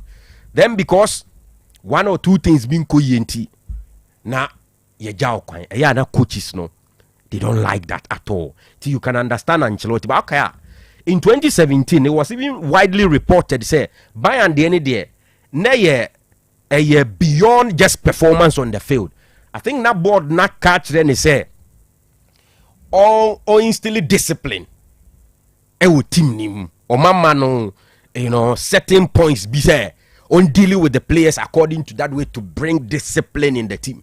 And Onunsu's view was that, okay, but these guys are not young boys and how many small boys. Some of them are grown-ups near so there's a way to manage them. Around that time, Mikai, one of the stories about outness Ancelotti called dressing room. And we paper ni free ni butom say board ne say men kind sa di we in tremo. 1, 2, 3, 4, 5. So clearly not just say or no person or say he's not taking responsibility for sa instructions no. So I just say that's how come relationship got to a point now say trust is broken, relationship cannot continue, that kind of thing, and then he left the scene. But he of the now or the view no say obetimi aye bigger things with Bayern Munich and Ukaya the Bayern job. It was after Sena Real Madrid that Sakino and unya the Bayern job. And unfortunately, Ekobasa, Ehono, the career started declining in terms of teams are coaching. I remember from there he went to Napoli at some point or by Everton. Now the general conversation was that Ancelotti cannot come good again until Real Madrid decided say Omekwa fan for the second time, and he came. He did so well. If you bit me last season, bit me a single last season, say it was the worst for the second coming. But generally, I mean, he did so well in the second coming at Real Madrid. And I can understand how he's discussing 2017 matter and in the manner in which Osei na is so ruthless any idea. I think Mourinho is going through the same situation. Today, a lot of people are of the view say Mourinho is done. Going to be back to top level, football. And me one of them. You believe so, Yeah, right? yeah. Okay. But my me say, just a matter of time. Obetumi aye. Yes. But I think we hear more convincing. Also convincing the football people no more. I mean, also convincing him. Because as the last 4 or 5 jobs in fire no. Yes. And now, so big club being trust or the Mourinho ever back to that level ni be more. Also to me ye BB to convince that club. Yeah. For instance, Madrid, to some extent Chelsea, Arsenal mo. Ebe try say be on Mourinho chance. Yeah. Also to me they be Benfica no be Europa League no aje. Champions League no aboni bi. Oh, say still and but say party go fi. Mourinho is not convincing. Okay, so Udayem Fano, the last 2 jobs before Fenerbahce, it was Roma, right? Sure, yeah. He did a good job with Roma. Before Mourinho beko Roma, no one that competitive. They became competitive to the extent say Omoko the Europa League final. Unfortunately, they lost it. But Kanu media madriye say he doesn't need to do anything to prove anything to Obia again. Mourinho, Adebia also proving the game, he's done it. In the case of Ancelotti, Kanu, until Real Madrid, Ecofano in 2021, right? Now, he was with Everton. And so check here, from 2019 to 2021, he was with Everton. I just say he did anything extraordinary with Everton. So, Madrid say, it should take one of those big clubs to decide that Mourinho, we believe in you. You can do the job. Take up. Now, man, they need their support. They will pay you famano. And I make us say, some big club before they take a decision. Obe here more convincing. I don't think so. And I make me cite especially when the last 4 or 5 jobs in Chelsea fire no. And about United, he was fired. From United to Spurs, right? Yes. He was fired. And then to Roma, he was fired. Fenerbahce, fired. Yes. 5 jobs. 5 jobs in succession. Nah, fire no. And check it. Some clubs, most of them, they don't have the ability to get materials now. Mourinho be here to be able to do the job. And Mourinho made a me say on science. Chelsea. Yes. And to me, map Jose Mourinho materials up. United. And I make us say Chelsea can afford that. But it is up to Todd Ball in him to decide, say, okay, Yenje Mourinho ni mano that chance. No, make the last term at Chelsea. Or bad the last time I'm up Pamuno. I'm just saying, they are not Chelsea into me, man, but not performance. Or by United. Me pay way no mako fa ba me pay way na ko fa na do baby also o pay players mo se mo ton ma no say be no ma mdi kan fa ba no mu so o ka kire mo se ko fa Mkhitaryan ba na ne ko ko fa Pogba ba na ne ko no ko fa Lukaku ba na ne ko was a meza pay we me pa meza pay we they will fire you. That is Mourinho, man, the authority to work for you. So what I say authority is only players e kon and yes only players e kon. You remember how society players be, for example Paul Pogba. At some point, Mourinho defended Paul Pogba. No, I see Paul Scholes mukredi breno because sika Paul Pogba enya no time enye binti no many brena de bia. But Edru baby who said no, young man no waya tran and inton. Ti was say man say he's the boss. And that is him who deliver when any problem. Who mess up on the field or no one of those people on be hide on be pretending or he will give it to you. Next time no. Onim say yam pretend and I say yam fa di nchi no or be the bema or what people be manager na who created that toxic environment now it affected performance because at the point look sure not their corner so was it look sure head in the body in a park so but Mourinho adwene and no the ball say not just a performance no don't forget coach and can just to make untu fa ha on fa jina onyina on board in the park ni so but no Mourinho adwene. No, the boys are really beer that looks so dream. I mean, to say okay, talk to Drogba, Ballack, Lampard, John Terry, ACN, even Ronaldo Money, Alonso Money are there. Now here omu position on Jose Mourinho, they will say good things about Mourinho. And then my phone now omu bana omu no mpese yenya bia ja omu no omu copy no omu express omu no. And omu ne Mourinho nya sa problems no. Say coaches any players yenya problems they Ferguson. Omu si no timi buru bia some crowd dressing room. Oh now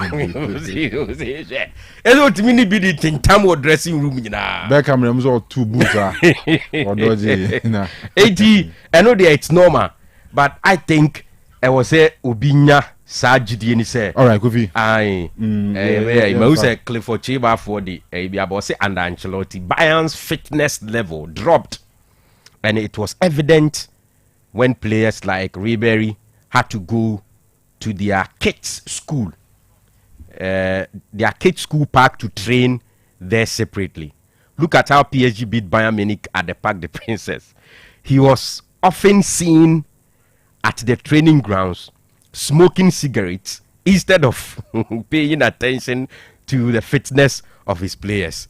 Anyway, and he Clifford Chiba for junior so the no right. So Matikovi say more Real Madrid for Abasua Ombeka say bia absolutely and yen win no kwase say no 18 points in Alonso's first 6 La Liga games. Incredible. Me my man is a chance no. You remember last season Hansi Flick started here with Barcelona. Here we were shocked because before the start of the season, Barcelona that chance started so well. So what I say because there was even the talk about the fact say Flick is a winner or be a certain kind of players. Barcelona need the resources to offer him that near there. Until now that there was a or manage young guys ne build or to play at that level be an amfa. But eventually he started so well, he ended up winning the La Liga. Right. Now with Alonso Dieno, me say man even at the Club World Cup, I didn't see him to be that convincing. But can you say after first 6 games or 18 points with Mbappe scoring like 7 goals in 6 La Liga games with Champions League or 2 goals in one game. So as I say, so Barcelona kwako against Oviedo. Already Barcelona dropped points when they drew with Vallecano. You see, now Barcelona points near 13. Should they win Echampo, it will take them to 16 points, 2 points behind Real Madrid. 80 where Barcelona near, you must be worried because Alonso may not be playing flamboyant football, but onya results. So be consistent power with this kind of results there, Kanu. Then it's a serious battle for Barcelona. All right. Matthias, me da say pa. Ebujan for abon on champ pounds medra na miensa. Aha, Otec 102.9. Better near by a bar na yajimre na fi yahwe de ofie so nti nye fide ni free ha. Streaming live on YouTube and Otec Sports YouTube. Was a new channels no go vini share dem pa. New channels no share YouTube and dem pa. Nti we dey ba mo dey mo search menya. Say you at na. We use art and so a simple by all right, Eddie, yeah, come round. And sana nubinasha no manabo. And some pain no. Amuzu bitters. What's it? Amuzu bitters. Amuzu bitters. Mema ahwefo ni etiefo nyina kwa baba Amuzu Beverages Enterprise. Na yedin se bia be fe no Amuzu bitters. Amuzu bitters. AKA Atopa 5000 bitters. Where san edi nubna krojen how bie ni echiri yedi ahye. Na etiefu a omoteba me hodie. Dudu na beji Amuzu Co Herbs ekoshe omade no no omade. Ibisu beji Amuzu Manpower Herbs na ma konoa anaso na akoshe omunsa. Ene bakasa inro mienu nyina bom atuni din Amuzu bitters. Die koko hano so twebi na ekwani. Die ose ni be masem ahoodin wo fom. Se o twa 2 tot 3 tot na ahoodin no epeja no no. Enam damrama eni ododua ayedi aka Amuzu bitters winti. Oba bi ose oni atenka. Be me bi a ose oni akonoma ne yire. Onya twa bia se atenka anasa akono no ebeni. Enam se de pepre eni hwintia ɛde afrɛ nti abrɛ insano ne pampana no ase ma wotwa bi a enyi wanum nti sɛ wokɔ dwabo bi ase na wopɛ sɛ oni so ɛbɔ niso kakra Amus bitters why ɛbɔ ni so ba enyi wanum Amus bitters tɔɔto baako atopa bebree Amus bitters obi a otiemia osi doctor adeɛ kyes me kuniko dua so a biye mutim anase constipation ɛwɔ me so onya Amus bitters twa oye be sane kama obi te bu akohoma na so 7 favorite food a na ne kondo ne no matro otimi nidi onya Amus bitters twa akotwetwa appetite na aba medre na wutimi ni no obedi akaboni kama Amus bitters eyensa ehwam yie pa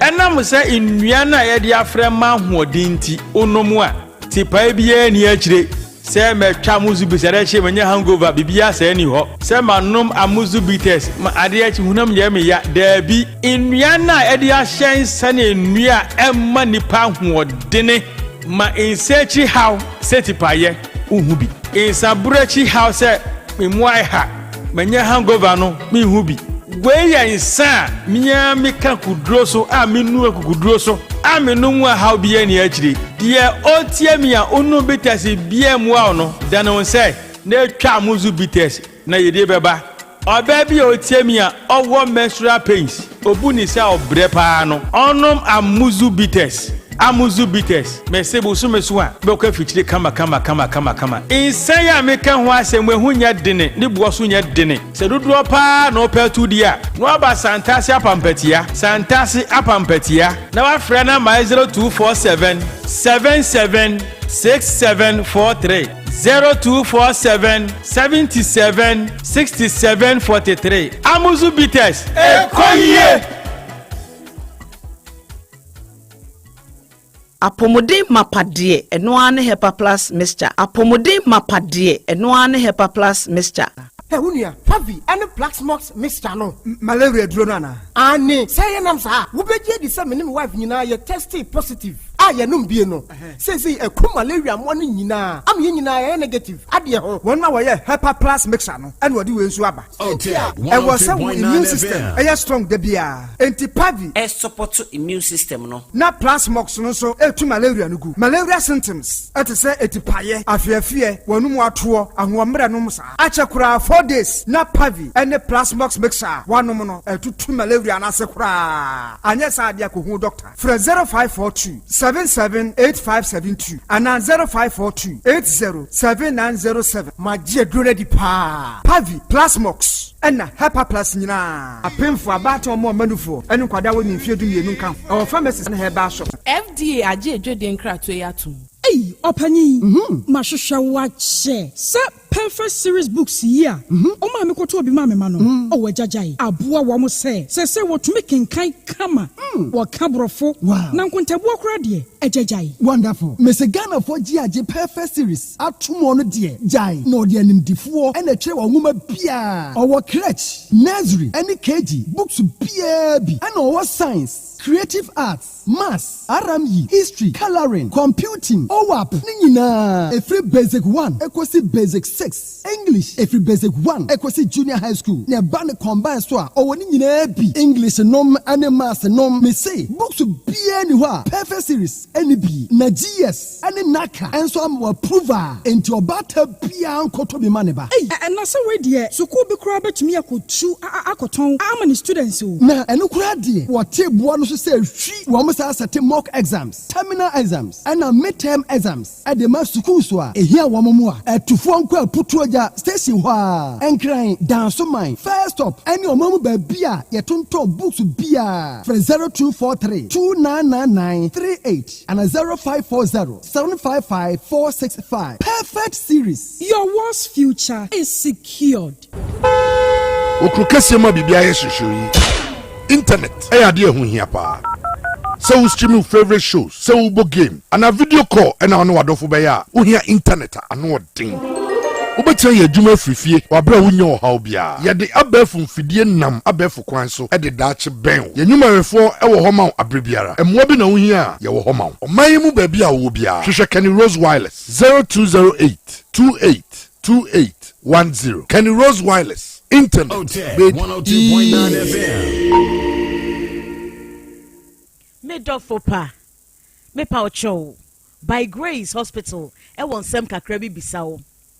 Da bay pa na wo pa ebre se. Ena de me nyare o nanso me kɔ hospital me kɔ ye check up me pese me hu se de me nipadua no akwa internal organs no esi ye adwuma me pese me hu na ho de se de tie me brɛboɔ me kidney eye wo sa cholesterol dodo ewo mi mu me genotype se me ye AA me ye AS me blood group me full blood count ehia pa se ye periodic medical check up ye check up na no na bibi sie ya ye hu ne ntam ye timi ye bibi fa ho by Grace Hospital e lab facility a de ahwehwemu ahodo pii ye hwe wanim so be ba be ye hwehwemu se be ya wo be hunu wapomudin gina bre oni yen kasa wo 0244 97 68 05 bio 0244 97 68 05 Ensana nubinasha no manabo. Ensa bem no. Amuzu bitters. Você? Amuzu bitters. Amuzu bitters. Koye. Hello, Kumasimane Asantiman. Indeed, Dr. Maxwell can come. He is senior specialist obstetrician and gynecologist. He's also a reproductive endocrinologist and infertility specialist. Kwesiada ebe yenshia ewo Otec FM 102.9 ewo anti-Kate program so na yenkasa mfa infertility awo a ache na emaye ene akwan a yebefa so 102.9 Otec Sports.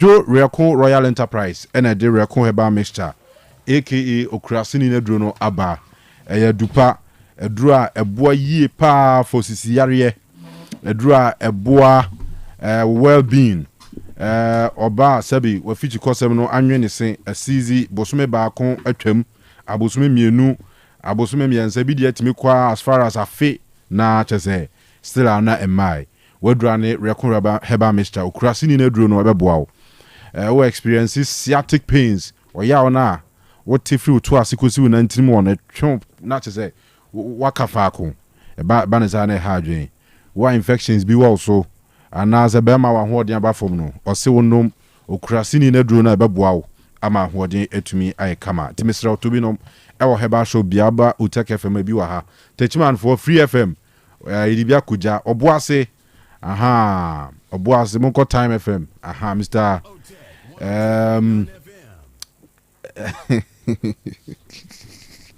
Mr. James Fimu, yes, I'm a boy. I said to me, Akabi. Na BBI fine. Fresh 0244 470067 0244 470067. Na ye di ani chere Abapa Enterprise. Ho ena ye deep jack correct pa. BBI pa to be ose brabe to be aso ho. Omotonton ni ma bi ti say home appliances. And our kitchen appliances, office appliances, and anima hodo abe yusu ewo living room, bibiti says sofa, ni na pe bia to akwa benye bi. TV stand, empa mattresses ni ade, ope provisions, and ato toiletries, bibia uhe bia no, Abapa Enterprise, tafo 3 mas, ko na kudibja. They say no yana, the way inside we say I choke town no. Ebe hia say mo amu free tafo ne sa stretch no so akwa kusi asante mampo ba nyina no.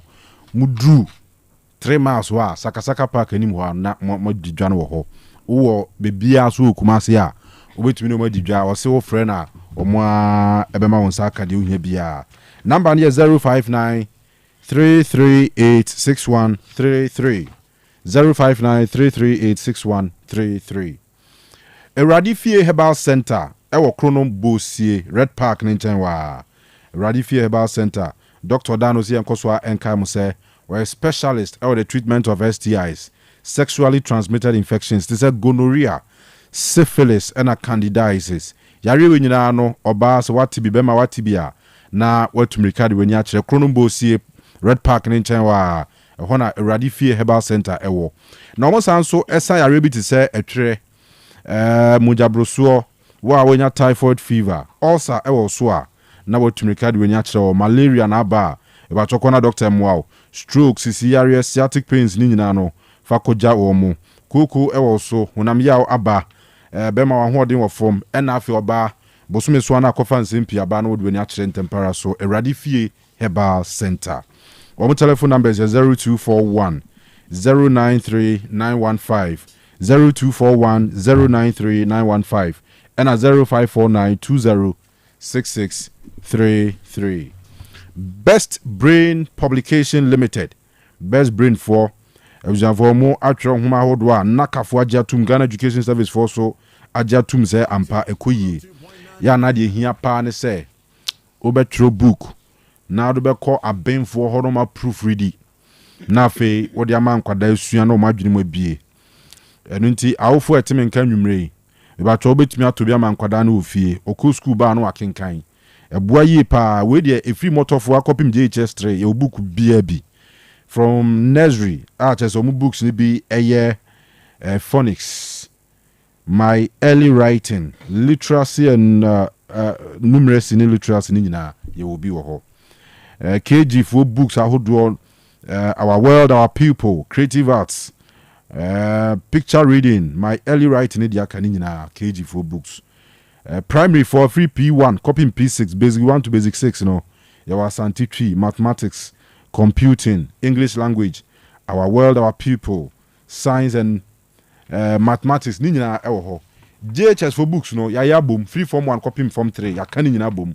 Integrated science, mathematics, career technology, social studies, religious and moral education. Nina who books ewo. Omusuya, omo bin ye pa.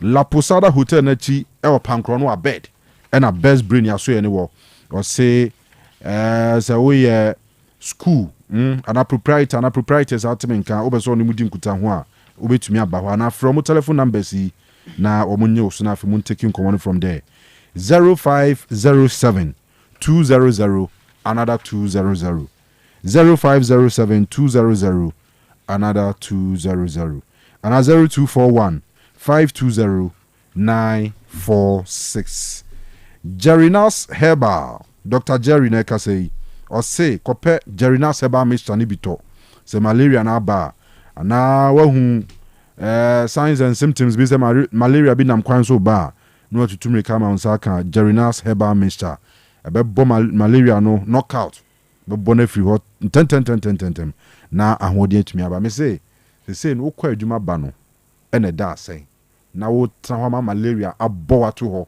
1 week 2 weeks ene ma za waso be shi o samre ya bookstore eja man for dadwene no ene waso be shi pa ntimi sire otime nka nwumre ya pe Jerinas Herbal mixture ni bi no na malaria no enwane Jerinas Vico mixture se usisi ya wo ya wadura no se sisie omo ye ntenase adwuma driver for empo police officers o call ha nyize teacher for staff common room obi ho no mo a the whole day the period no ehwia obetena sesa abose ne sisi nyina anwene se teacher for muntobi nom ena male vitality he said here adwuma bia is equally important se wo bo modern say wo be pesika dia hwebusu ano saa na wo yere so expect say edu anajo a wo be san ye wasede adwuma ni nyina is equally important enti we bema mesrew ye hu ye hu aduro with Jerinas Vico mixture ebesiesi o mema sem Jerinas garlic mixture je garlic hon fa so honam nim se ebiebie ye ntinimu eklekle mu efin amamai srade a giabo so amamoja ntumi nkoma no Jerinas garlic mixture ne be ni nyina firi ho enti moja ne be kwa ba ne za na watwe ho free pressure diabetes ni area hodo ho stroke ni nyina atwe ho firi ho because bibi akoma no moja no e pompe kama etimi ko ba bia wo se ko bia e ma honam ne e function ye ti Jerinas Herbal mixture for malaria Jerinas Vico mixture for sisiyare ne mema sem ena Jerinas garlic mixture no for blood circulation kope bito e wo herbal shop bia mu main distributor ne Amayeb herbal shop e wa Abu station nti udru Amayeb ho abenya dodo bia pe bia na wo frɛ Amayeb e wo 0538 484411 0538 484411 ena Jerinas for nankasa so ye Breman UGC DVL ni nchen wa Uba Otec FM aso anuru ebi enye na wa Jerinas for omo telephone number is 0241 814677 0241 814677. All right, happy yentwa so na yemkwe badansa na yebehwe stories no bacho National Security Secretariat CMFA hotline yema Ghana for one santimantem has say Ubian 7 to the phone so in times of emergencies and crime related incidents wa santimantem ano ombe so mo ensure swift response we hu say obia ewura obi mpumam obia ehuru obi wo atiesim agwa ya okoi osuade bi suspect no we hu say nkofo bi kitakita tuo ne na mantem bi mu kita se kan twetwe se kan we hu say nkofo bi di dwuma bi ebetumi edi basabasa ya na bibi asi National Security Force frɛ wo mo enti obi an 7 number no unita akronfo beba ofie kronfo otimi ba at any time enti mesrew momfa number yi na momfrɛ o frɛ ye na no masa ebeji unsem ze Ghana ye koye ni mo ye ni abreu emergency response na chese bibia ay okay numbers no emu 0554 032482 0554 032482 and 0542 760864 0542 760864 Yansha Yansem Nase Emfree the Black Stars of Ghana Enra ene announce data empenifo ahye se akinsia yene Central African Republic bebo enafe yene Comoros bebo no ye vanhye so ene referees a omedia kinsi no womo so omudin abetudwa na awa akwaba opanyi mejo so unse sa nanse ade a trend European clubs ni ye no omo season e be shase a na omo ma players ni technical team vo bia bonidin so ze dini bi wo ho no mo a se na ewu hunu no bi anya sa na ye bo no sanity pepe ombe so mo kire the correct pronunciation of omo dini nyina and I always love it when young Ghanaian clubs no mo sua from the best practices you get it mo copy the best practices na ya na manage and I know say Bekum Chelsea for omo pre-match conference no na some abuadu teneka mu and omo record no innovation there be innovation say bi nsi obi anye bi I just never no mo aye so o man coach ne tena ne ka mu best practices no mama yusua best practices no now medium afo ayi bi omudin omudin no na say kayeye de omudin de enye issue mai no cha brofo no na bi wa Liverpool dey say ombe start season me ti omode no and na interest na boa pa oh yeah boa by say Ghana de when Salim Adams ana say Emmanuel Usu ana say Felix Chey also unse also for the international community. Oh, okay. What you say? Okay. For all you know, there could be obia na ni Jimmy ma ho. Nanze om ko Cote d'Ivoire. Ebi o makonya fans. Yeah, sure. Enti fans no me Ivorians. No so mo kire mo kwan fa so bodin no. Ha bia wo Ghana obetumi abo. Okay. But I was say kire obi fufura onu so nim. Aha. Enti yentie medium afo no na ye meto aso. Medium afo players om bobo mudin. Derek Fojo, Nana Kofi Baby, Nkrumah Kevin, Kofi Asma, Jacob Mensah, Ibidi Zakabi, Mahmoud Kamara Dini, Ritsaki, Prince Ozu, Saben Adino Tete, Bashir Sharif, Nuruddin Ibrahim, Abdul Salam, Manu Avante, Kesili Blay, Fuzi Taylor, Azaria Fojo, Richard Apia, Henry Yakun, Osi Manuel, Tete Ruby, Poyeboa, Osei Poku, Osei Bafu Desmond, Hussein Baba, Richard Osu, Felix Chey, Gaddafi Ali Moro, Ebenezer Nkrumah, Godno Jakwasu, Yakubu Said, Ezekiel Bonzi, Solomon Kusi, Salim Adams, Yusuf Mubarak. Even though there's not a technical one, but let me say make it could be for the international community. You get it? It's bro for no normally cry and your players in nyina na bo mudin. Omo mudin ne bono controversial. Oh, bibi say ekitiki. Yeah. So na mo body no na we eboye. Oh yeah, as our commentators so. Yeah. Sure. Because it didn't be a very technical. Say Liverpool player almost signed for free from Liverpool in Viets. Yes. Wow. Yeah.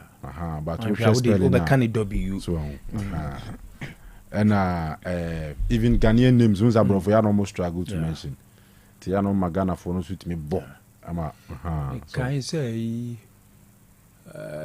Tibo Koto aba fufro. That time say na usunyane na ya damfo baako no born tortoise. Say Moreno say we around 2004 no.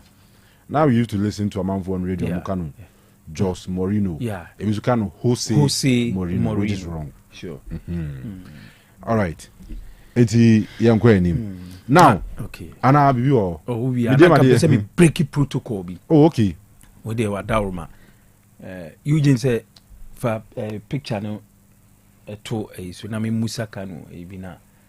So obehu na. Me nim say obehu no. Bacho unim we. Picture no too clear about. Okay. Eugene my second one. Enye de ni din gu na chi no. Oh, how do you? I was 70 me who know.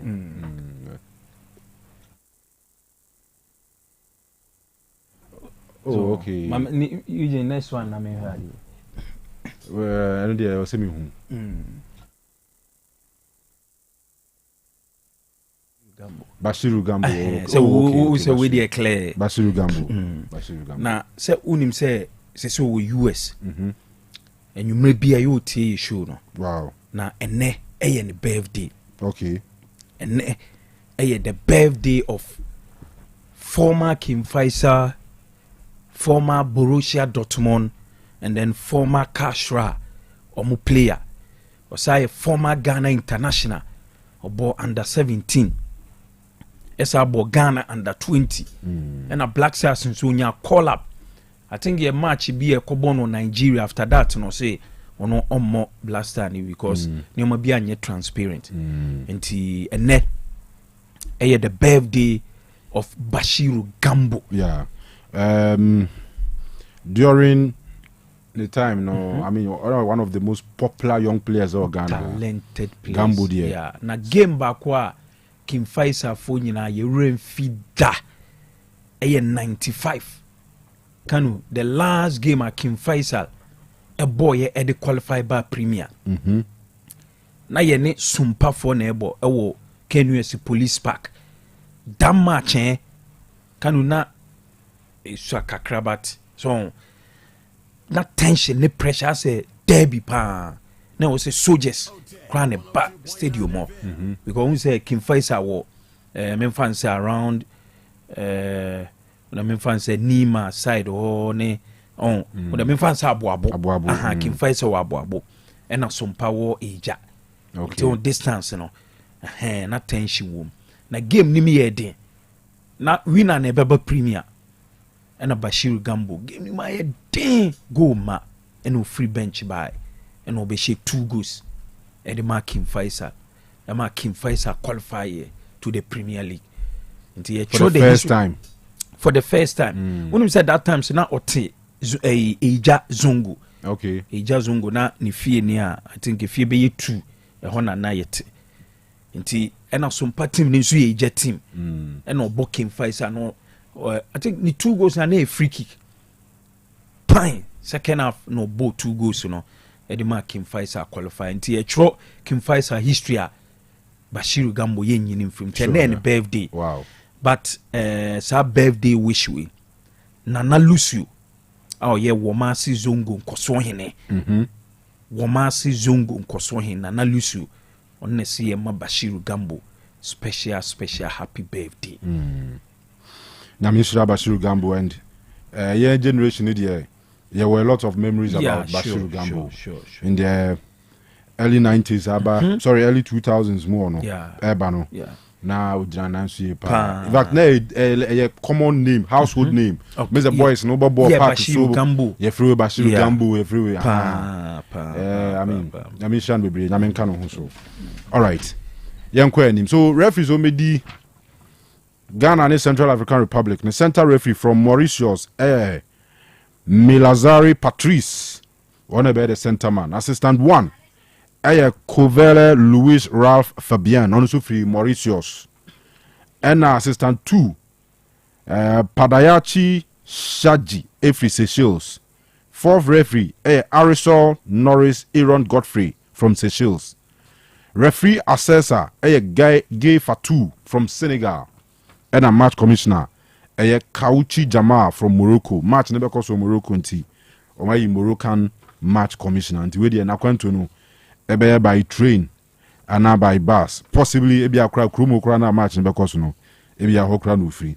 All right, so Ghana versus Comoros and also beba so Accra Sports Stadium center referee assistant 1 assistant 2 and a 4th referee na Efri Gabon center referee Acho Pierre Gislan assistant 1 Dichoga Boris Malaise and assistant 2 Ondo Ndongeban and a 4th referee no LCM Mukadni Flory omunyina Efri Gabon referees assessor Enzo Free Ethiopia on the Hailu Tesfanesh Wareta and a match commissioner Muhammad Sanusi from Nigeria.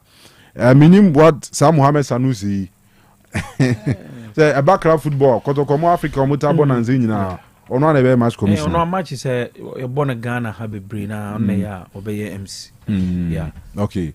Now Go Stars team no first batch A2 Edomania Algeria.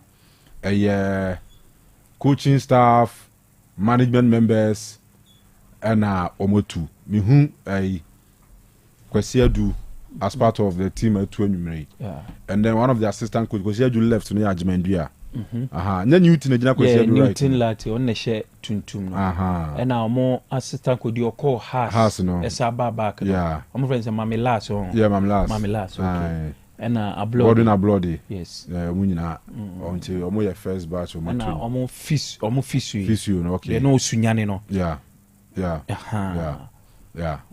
all right so omo call but anopay in omo final training session and Jumeku from Piva Beverages ekoche omo drinks and insuo say omo de show mun crying na go start say to me akwa akodi nkunim na CEO Emma Piva Beverages wabra make presentation no yenti no CEO of Piva Beverages and they wo ha na ya nim say bibia ni go start so mo wakono kwase dey twem no mo ne AS Kabili Algeria share ankoye baye dey abaha say ye be show mo kran na dey see Sunday no me so mo so be once mo tima be share asaso na ye see betimi akwa yakwa show mo dey kakra dey mo na CEO say Monum Sadia na munya hode na monko ye Ghana moko make Ghana proud. Na you say after Sunday no you be free ho I say Empire win 3-0 and I say 4-0. Let me say you betim ne nyame mwa sa.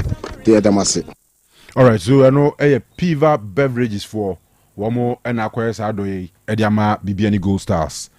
Kwesiadu enso the CEO Emma Club no oje da se ehye ka kire womo say ogidi say we betumi ashobun crying. Going into the second leg, no, I'm going to be wo. Major Bibiani Gold Stars team no, the tip on so ne playing body na nemna mada Piva Golf Company asipa. Ewo at the FIFA and obey mabaya che. Man share nkugu I see here. Em say Madrid say unya theater was where den usoni muna den opejano na de maya che no machine kwan pa. In fact, anopay kra biji say obi tigana na say Gold Stars team ni kwai 20 kra abeka say omoye ayeden but the maya che no a shame kran what can results be menim say obi die so say I said ebam so no okwa moni mo mpanyimfo nyina na mu nyina bidisi so as the MD edamase na eham bo say mo kran hye we no emoyen na efan kunudie free OGS embragana edamase pa. All right, so Gold Stars for CEO John Kwesiadu na yetene Kanu. To some other stories, Yawampof Wankra, Director General, Emma the National Sports Authority. I'm in charge of sporting federations and sporting activities also. Ewo Maimunina. Na Yawampof Wankra say Nyankopon adma memene da. Sa call the rapaholic or Baba Yara Stadium no. Enya de se be affected pitch no. Omene no aka ho asem. Pitch no, as at now, it is in a process. Work is ongoing to ensure, say, yes, start here, the pitch will not be torn into shreds after just 1 or 2 matches. Anybody performing on our pitches cannot do so until we have pitch covers. So the processes are ongoing, but Sarkodia is due to perform, and we would ensure, say, he does not damage or use the pitch. But there is a clause. If for any reason, the fans, and now there's any breach in that pitch, no, because he's not supposed to be there, there'll be very serious penalties involved. By any mistake, anybody goes onto the pitch, by any mistake, and I say these conditions are broken, then a huge compensation will be paid. But we are not expecting that. Yao Ampof Wankra, Director General, Ewo National Sports Authority, and for Yeten Kanu. Minim why this should be a worry to us in 2025. But of course, probably because to me, Anya pitch no Heduma in time for Kotokone Gold Stars African campaign. No. But pitch no some way somehow I available for an entertainment event. Basso. But maybe the on pitch in so. Yes. Obeno Amakum po nature no. Very good. Until I'm crying from saying fans no crowd no say we crowd and more word more technical word be use for ombewo amakum stand o na fe o ma boss stage no e wo tracks no so ba wa obi no betimi convince me say o mo backstage e wo pitch no so You get it? Obi an obet me convince me so mum nye backstage or pitch no so. DBC bia the pitch be affected. The minimum say omo be barricade pitch no. Omo de nade ni bi no. Ebe me nka ne say kra ebe sisi kwan nti no omunya obi anu obenya access to the pitch. Okay. Omo de barricade ebe sisi ho akata wo nyina. In fact me lucky enra Tuesday on say enra na Tuesday. Sure, yeah. Me ko ho na ekwe meeting bi ho. Nti me ko me hu say omo set up nyoma bi a mo de be barricade pitch no. So that pitch ne de me sure say be 0 your friends saying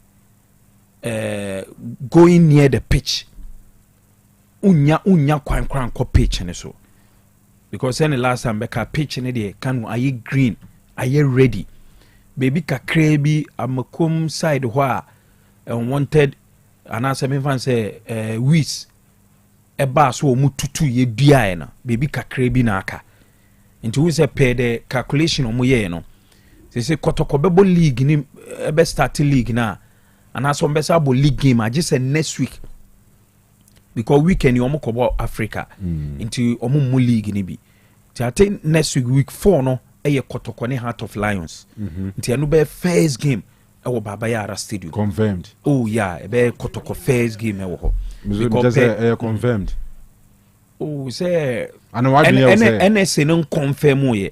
Why do you say? Enya ma adwen ye me say but sana tie deep information there. Me wo info e wo. Okay. But once NSA no en confirm me ntimi nka say me confirm amomo. Say what you say nti arrangement ne agreement omo ne kotoko eye ne say league ne de kotoko ebebo no Baba Yara Stadium. And so luckily no first match no kotoko ekon away. Ka second match no mbebo home no Africa wo ho. Third game nso omo kwa Africa. Until week 4 no which is the second home game of Asante Kotoko ndie. Ombebo no Baba Yara Stadium abi bia aye ready. And be against Heart of Lions. Confirm mami week 4 no. Okay. Kotoko Heart of Lions o Baba Yara Stadium. A very interesting game. A very interesting game. A very game a pitch ne daso. So last time but it happens also. Say about this also on Mama Kotoko Share Lions first leg Ewukumas home for 3 consecutive times. Last season so sao. Yeah, last season that was Boase. And then first game. I can't remember though, but because on first leg was Boase. And then Lions by no first season. First season there. No first match. Kotoko first home game. And no measure go be a cover controversies by. Okay. And at this season so almost say share with there then. Yeah. For the 3 consecutive years na Kotoko di kan bo home. And a very nice game panti pitch ne there Kanu send e maka no. Meaning say omaye nhye say there's no way obi benya kwan kra egina pitch ne so. Because on be barricade eho nyina so that obi nya access enkutia pitching because e ka o man bo a omode prepare pitch you know enye kaketwa so nti eno de pitch no e be well protected. Okay. And all right, so NSA director e kan no e yampofo ankra say uzi asemo kan say metina see ya bibia betimi esi on that day. So if by mistake krano ebia obi ekutia pitch no so anase ebi mu kutia pitch no so a and so there are sanctions anase extra cost bi a megidi say NSA for no edebebo now they affect the condition of the pitch. Now it means a bit must have take time for recovery because return no e be say delayed and amboa in this case you know say obi kra benya kwan and etia pitch and so I mean yes sure say in a state ebe say pitch no ana me boa say can wo ko say na wo konante so a me yes sure say ebe say pitch no but say bia say force bi okay ekoso na bia nipa be break kutia so a en na betimi di problem kakraba but say na me kan no mo ebe barricade o no if by mistake ebi kra obi ana nipa mienu miensa bi en I kutia so a me sure say ebe affect pitch na ma the Kotoko game ɔmo hwɛ sɛ ɔmo ne heart of lions ɛbɛbɔ no ebi ebetumi enya effect bia ɛwɔ so okay me adeɛ baako a mehu ya meni agye Baba Yara Stadium substitution bench na this time ɔmo yɛ free ne position na ɛwɔ no unse de bia ye complaini media stand wa sɛ ball no kɔ bench ne nkyɛn yeah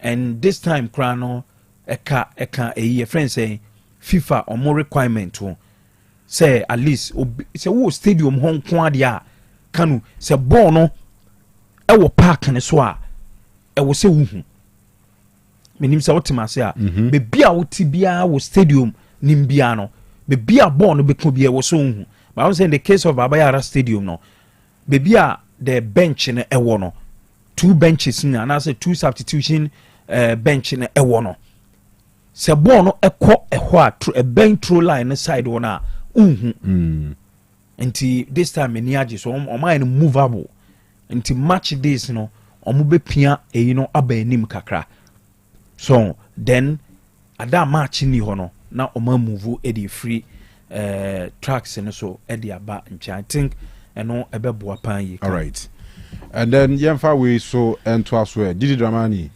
ogusu aba adwuma ma House of Folk na say where the right time and has ehia no what I say in other words no you're the right man at the right time. I'm born into the family, and so what I'm doing is I'm not working. I'm serving. I'm doing it very diligently. Sometimes a privilege say 1 year to me say Ebianka says in yes na kama you say biana afina maybe work. But my who say I think this is when they needed me. This is when God had the process that I should come and then serve. You know, I will do my very, very best for the oak tree. Wow. Auntie, I promise on my honor no. Didi Dramani ena yeten Kanu. Absolute in Itri. Eye dwumekuo a omo de omo 7 nnuane pa e Kumasi ha. Me ba twa nwumere otime nka eye tafo Malcolm ne nchen wa ena behu absolute in. Tapas. There's a tafo pankro no. Aha. Malcolm fufuro na ebie ne ho ne nchen ho na no. Ena behu ye. Osebra bididi aduane ne yoyi nyina bi wo ho fried rice jollof plain rice o de bo akoko nama na chicken ani nyina correct ena nkwan aduane no so yini 7 nyina bi wo absolute in yensa no so de ebo pa fitia no pa 7 am kopima na jo 9 pm o ba ho a obenya aduane adi jo ada kopim fiada weekends de enya adwuma weekends de ye chese orders ne ade ntia na so sure and I say even weekdays in put here to do bia for event bia we bia with my contact here absolute in Kumasi says we bia will be an delivery we aduane no say o to ba ko mienu miensa na do bia pe bia no o frɛ ya de bebrɛw we ba to frɛ CCA 0242 905518 0242 905518 absolute in Itri Tafo Malcolm Ninjanwa Adusa Herbal Center Mami Adusa and Papa Adusa say Bradusa Herbal Clinic Adusa Herbal Center and Clinic Swami Macro Goy filling station hona inside hona na bihuye aha hono yaribia to be out the bar ibeboa na yetu ase amaw na wo so wenya wa ho odin de akọ adwuma so na ze osisi na ya wo ya koko na how bema wa ho odin wo fom ena honam ena eye wo ya oba so oti ya wa bra obunsa mesremo wure na nan modimu a mesremo pa na makope Adusa Herbal mixture na Adusa Herbal capsules no bi amemre ibeboa na wodi ne malaria dia no apedusa malaheb ena Adusa Herbal ointment yenku a de srasra na afi yaposo ya ni nyina no edwane honam ani yare ahodo a agugu ye ne ade nyina bekọ ena obi a wosasabro wadura ne Adusa Herbal ointment na se a weda no mienwunu pa me sure se waso ye hye ba utie ne ntem nanka wutu wana mo anka samre nyuma koyi pa e ba to ma Adusa se fre 0500 110115 0500 110115 na onyo so sia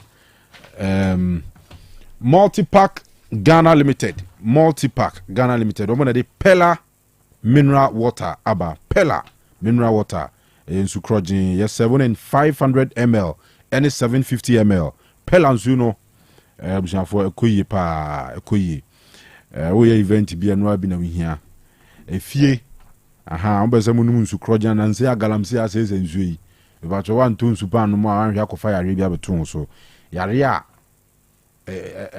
chese unni sika wanhwa untumi enya ho hwe no. Wanhwa kofa bia beton so mesrew. Ye nyina ye num supa ne mo enho ban. Udru be bia ye nsuyi wasokore mampo bo ban a. Tumi say yes. Environment ni koyie saranso na mfidie no ho te etwa nsuo no correct neat treating ye pa ekọ hunam ni mu a wa tumi say yes wanu nsupa to da obeda wonko dwene se obefa typhoid bia to ho so yare basa bia to ho so eye Pella mineral water dodo bia ope bia no me the number be tudwa na mo se ba ku bi na se wo share traffic mu ura supermarket bi ni malls awodo na make sure say obeyi Pella mineral water na anum eye nsupa 0204 887011 0204-887011. Okay, it's my kitchen restaurant. Say and can't tell. Say chroma de. Oh, baby, edidi eduane pa. Ama towa. It's my kitchen restaurant. Ho, and I udu any echere. Unim says it's my kitchen restaurant there. Omo award winners. Say so mo eduane no. De omo offer continental. Chinese and afe local dishes eduane bia wo pe bia say ye local one say ye continental na say Chinese nuane no fa woni eche is my kitchen restaurant omo promotion no egusu a ekoso unim say Monday bia no oko is my kitchen restaurant a oko je point and kill catfish ba ko a omo be ye eduane one plate free at the amount say fried rice and a ope jollof banku and afe fried yam top point and kill catfisher na omaye one plate at the amount. Wednesday so a pizza Wednesday send a Wednesday hi in catch for when HS my kitchen restaurant. Top pizza bakwa on be pizza baku free at the account at the amount. Nyami aduma ochina Thursday a banku any tilapia Thursday. Ko it's my kitchen restaurant. Naji banku any tilapia one plate. On beside the same thing at the account at the amount. We is my kitchen restaurant and a ubenye bimpacho.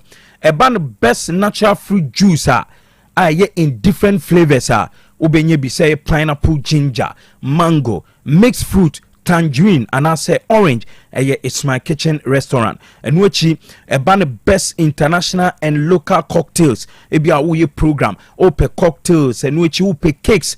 Say be a birthday and I say wedding cakes and I ope smoothies. It's my kitchen restaurant. Almost our floor. Oba be program for occasion piano. Oko it's my kitchen restaurant. Omode omo floor no ebe rental na nswai o program bebi a wo bia no se bia awia ana enwumre upe aduane edi obetumi afre it's my kitchen restaurant na fe omaye aduane e de abrɛ bebi a wo bia program bia wo ye bia no obetumi a contact it's my kitchen restaurant na omaye nuane e de amaw na onso o de serve wa hoho o hwɛ it's my kitchen restaurant obehu omo ewo baba yara sports stadium omo ben traffic light and from ewo 0265 707070 0265 707070 and I say 0248 865046 0248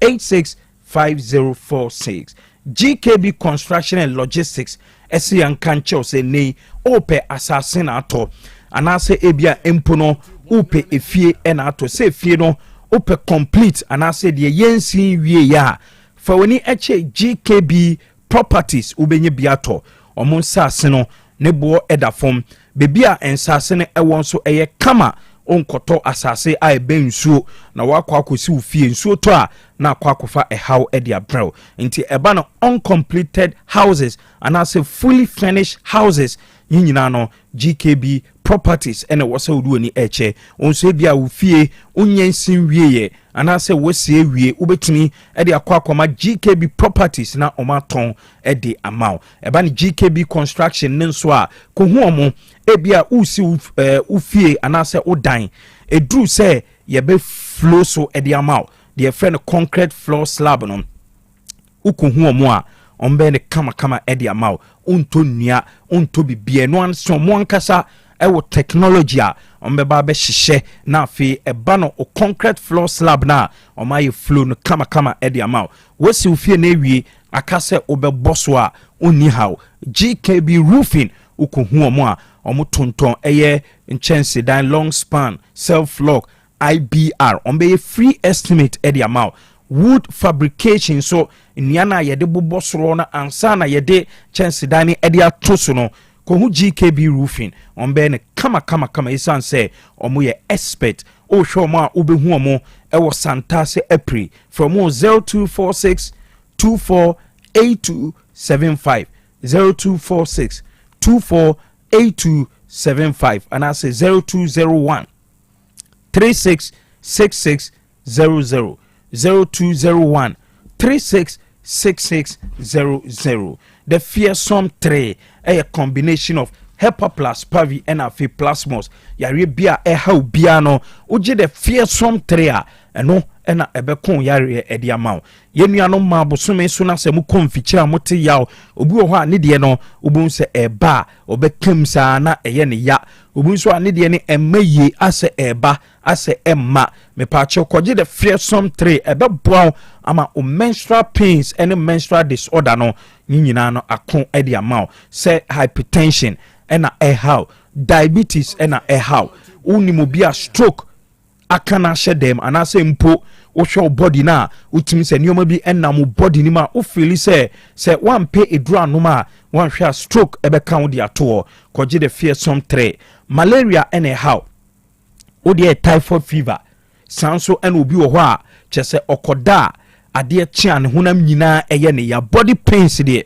eno ane the fearsome tray emema ne emma mwatinka ewo echire mwatinka ewo from no modie ne eye the fearsome tray bema waye mre untimi emu adwuma ye koje Hepa plus Pavi ena fi plasmos hydroway eye kama pa ne bono so eda form ukra 60 Ghana cedis a ubenya the fearsome tray ye kase fearsome tray a no age so power to the people Fred Doc ewo 0542 778572 0542 778572 and I say 0542 807907 0542 807907 on-call catering service on-call catering service se unyan testi omoduane a me pa che kan ho neko on-call catering service neko testi omoduane ne ede eye kama pa uye program na offer on-call catering service for na omobe serve wa hoho a o program no ebeye talk of town obia obekofie bia no obekamfo eduane a obediye e wo program na say oye wedding birthday party odiane eye corporate lunch ebia mo adwumam ena mo pay eduane dia eye on-call catering service ena mo be from ebia wawo o2 bedin for on-call catering service for na omumrew eduane oye buffet say ope continental and say local dishes a eye on-call catering service me patwe bia mo office bi na anase mo adwumam mo pe surprise breakfast bi anase lunch basket on-call catering service for eye ne kama ope friendly pizza soup anase bia okondon kwan ope enkwan anase stew empono say oyo bia onware ye anase wife tu kwan obetumi akwa anase akwa hu on-call catering service for na omaye nkwan bebre e de abrel na odi a hye freezer nim anase fridge nim na wo yusu no kakra omu stew ene omu nkwan no masa ujibia enya agrokranti fre on-call catering service for 0244 115026 0244 115026 o show mo a obehu omo e wo patase omo be Luna Care Laundry sounds ena kromo ase on call catering service ewo ho konongo nso obehu omo ewo ho on call your taste our recipe Amuzu Herbal Clinic akwa Amuzu garlic bitters ediaba Amuzu garlic bitters ye onoma eboa ema mojana eye adwuma wo mu no etimi aye adwuma kama the friend blood circulation no just moja no etimi wura body nim eye adwuma yi eno eye Amuzu garlic bitters sanso ena o pressure ewo soro ebete so kama ediama obu otena se cha na ne nan aye titiriti o sorry a agise ya suso ni mu obu on so de nan no ebebo form sa o se ananse koje Amuzu garlic bitters me pa chow ode no se bia sebi ade ho a unhu ni ye se open ade no anase wo echi no unhu ni ye odwonsom so o how kese a eye Amuzu garlic bitters ye se o kompaso anase bia o koketeso na se untimi na oje Amuzu garlic bitters na obeda ada kama pacho se bia homie no ohomia ensisi so emaye koje Amuzu garlic bitters ye eye dro papa ya rebia e ha obia no ebetu ase e di amount esanse dro no eye papanti no FDA for agiatum oko heba any pharmacy shop bia obenya Amuzu garlic bitters Fred Doc 0247 776743 0247 776743. All right. That any mama your mom boss where did Dramani I mean Ovi Katechi Bibia okay oh sure yeah na me come about did Dramani na we make yeah it's like even though I Juma Kotokope but we try to win the hearts of the phobians. Yeah. And he keeps speaking like maybe how is simple. I say or part of the family. Why part of the family already. And or say how supporters nim crying your mom hope off and on the pitch. So how a bobola unya GD se bono mo bono. Omo koso aboy rom ho ebeyi. And or kasaswa or so mun kram owns a house in ebeye. I mean, he see the right person has as choose as head coach since Samuel Bodwana. And I am drank kakra. It may be, but yam drank kakra. Who say Obi our war 2 league titles with Kotokodi. And even beyond that, why here Juma with a man national teams, a member national teams. When Ghana yepe qualification to the Qatar 2022 FIFA World Cup. Yeah, for me, 5-member technical team who was part of it. So what you say? When you had the chance to serve and work with coaches or black stars near there, when it comes to Nisivi and then the credentials needed, at least for the Ghanaian league, you can say it is in order. But I believe now also this has fans mono. A cup beyond words. I listen to him who say, "Oh no, why teacher ni?" When it comes to young Kasan Church and Semuni are he's able to do it well. You give it to him. But Kanu, I remember the narrative around Hatsefuk after say Omni Hoho United the ball first league game. Now has Entimian picking all the 3 points. Yes, after the Democracy Cup, the top 4 competition, at some point they were even arguing, say, hey, top 4 trophy never see at the moment. But some of us we said Debbie, Emra, you knew it, you supported the regulations near the interior Dua, let it be. But in the end, Gold Stars near 7 points, Haas near 7 points. So the performance was not that bad, right? And the fact that the second game against Asante Kotoko, Owini, and the San Komona Koswana up until the start of the league, you know. Now Beka say he's walking the talk, but Kanu see ya so we did Dramani team now Shishana so the Watara standards and they compare Didi and dia ubetimi aka say in terms of general play Didi deɛ no wɔ n'anim ɛkyɛn Watara but what you say but I'm saying that nkɔmmɔ ne kasa ne deɛ it is good but ɛyɛ na to give fans hope no ɛyɛ beyond that so what draw ye against of United at home na afei nkɔmmɔ na hyɛ ase ɛba ɛne adeɛ people were raising concerns about the team play ne adeɛ then the next league game ɔkɔhyɛ Dreams by a goal to nil but if you take time and you watch the game carefully Dreams nso nya certain moments and the expectations ne deɛ was true because Didi whichever way you look at him an upgrade of Watara in terms of coaching what Didi has achieved in coaching Watara maybe and Watara play for 2 seasons we saw it what it to Didi but has standards no and yeah what we've seen during the top 4 what we've seen in the first 2 games of the league but what you see there's a lot to be done and maybe I am thinking that to do baby on seriously because Kanu say 3 points no against Dreams no say has sent me and pick 3 points now the narrative is the same.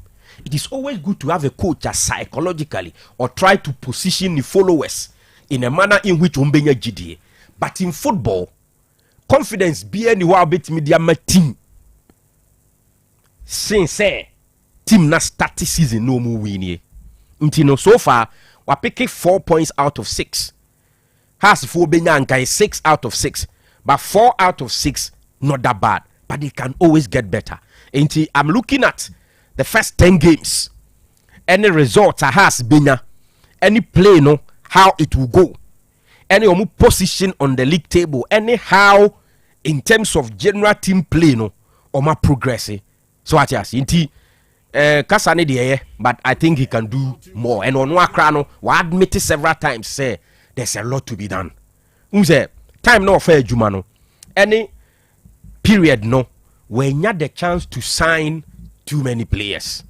and 1 or 2 3 4 be near there so what you say one of the signings they did Krempo there he's yet to kick a ball the guy from Go Stars Prince so what you see there's a lot to be done maybe moving forward to me push her score up here now next season when you have the chance to do recruitment Bema has very good players or certain key positions. I still think say who has a folk team this is here Kanu goalkeeping they are solid, center back they are okay, but if you look at right back and left back there is still a lot to be done. I think Ombe here certain signings moving forward to make right and left full backs for no so solid so as I say and more crowd they can still do more so as I say they can do more near say Duku is doing his best. Has so confirmed the departure of Setosei. As the money nevi. Meaning the story of Setosei. Our name is Setosei. The name my moon name coming na all banzembebri attitude. Nessa no man. Attitude and Mekai say all bahas in a competition between at some point Nakotokofo be peno abakotoko. What you say? I say commander we were fronting that kind of deal near the end. Uja team ni wako upon a return has for decided some befano. At that time, Watara Kredu baby was reported say Watara say on peseto say. So what you say? And eventually, confirm me deal no. And he said to the end there. Maybe there are other reasons we don't know, but from what we've heard so far, I am say attitude, discipline matters near there, but it comes back to the point say football talent alone is not enough. You need to do more. I mean, so you player now we start or look at seeing we had the chance to travel now and fan out back now we had the Kotoko platform, the Hearts of Folk platform now. So perfect the platform for you to do something for your career. It's sad, but so movie on na has so movie on so what I say na Kanu Mr. Remo NSC boss na sem na o Canada na make wa ha say we yenu ansem troni ena nyame aya adum na wakọ na ni makodu sam pempe so no Now there is this general talk about some for say, yeah, you know, yet microphones, no, ne cameras, nature, it me drum kasa criticize it by the Juma Maya. Now, we don't want a situation where it will be like our own colleague and I, senior in this job, and what messy up along the line after no. You see, so you're a public officer, you must be accountable to the people of the country. So kasa my normal binye so that we can refer to those things one day. So kasa in case mistake biba no amko say pitch na penalties bi wo hwa Kanu penalties na ne dey. Once you have agreed with Sako de ni team ne say se BBC na pitch ne ho to chima when penalties are e was a musafa. Once you have agreed and it's on paper, I don't see why didn't say obetimi open up to the public so that sectionabi se bibi kosi na pitch no affected ni edim koma we can refer say before the event it was agreed that pitch ni say so and so will be the penalties. As I said, there are penalties. What are they? Kanu mebwana. And you we na be catch say penalties na say won to 10,000 Ghana cedis. Me wa 10,000 so cannot repair damages na ya course na ye koya na ye buy. So I was expecting the NSA boss to open up and be more specific, say penalties no any. But what I say, so that after the whole thing, because they said they now can me share your fears, no. I share your fears because see, we are in this country, indiscipline it dorsal. We've seen several times a barricades war so I'm for buafa police force. I ebony show no man wahano. I mean, can't exact year, but I was around 2018, 19 more. But the same thing, the same stance, same area. Omi no, I'm a come who arrest and ombo and you know Tatan tracks and so. By omu backstage, you know, our pitch and so.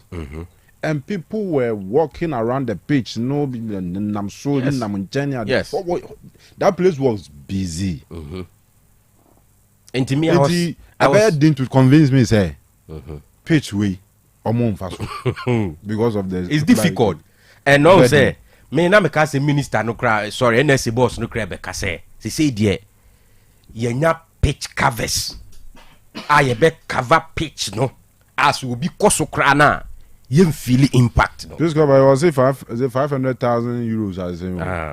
So if there are no pitch covers, because you see, can you imagine how the story will be? Say, Kotoko intimi amo Africa will kumase.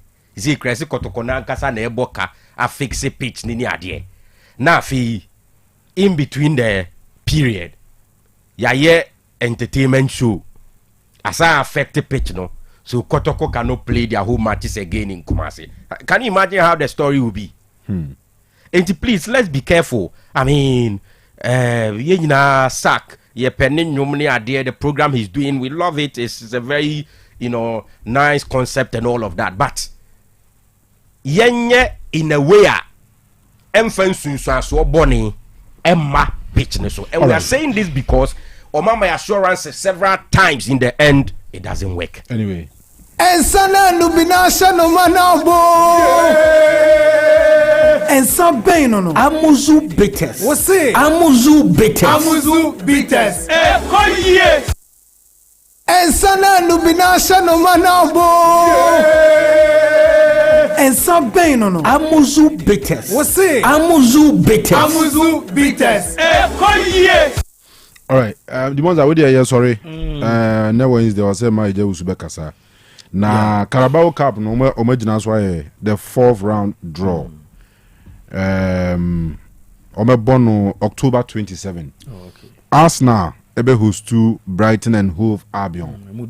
Ba could be free. Your Masters no Grimsby Town, Omone Brentford and ebebo. Swansea and Manchester City. Ena ebebo. Newcastle United be hosted Tottenham Hotspur. Wrexham and Cardiff City.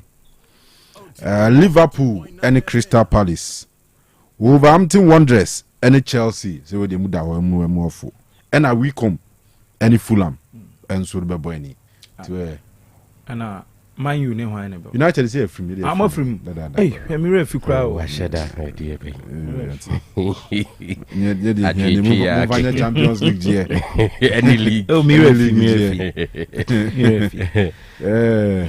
oka we on maybe oka sembe me de say Didi Dramani oka so wa coachi Kotoko on but oba has no on has for ni pro and now can me no like we try to win House of fans very good very love reason because me sure say there's any record be a da ho say Didi Dramani e coach Kotoko no or can sembi tia has team no Kanu there's no record be a wo da e da ho sa se bia Didi Dramani wo Kotoko no or criticize ya na say o kan bibitia has and as o jabo mo e bi ni ho sa even rather onu mom na mra na wo Kotoko no that na Duncan e wo Hasselhoff no I think in one game bi na bibisa ma Duncan can somebody tia no say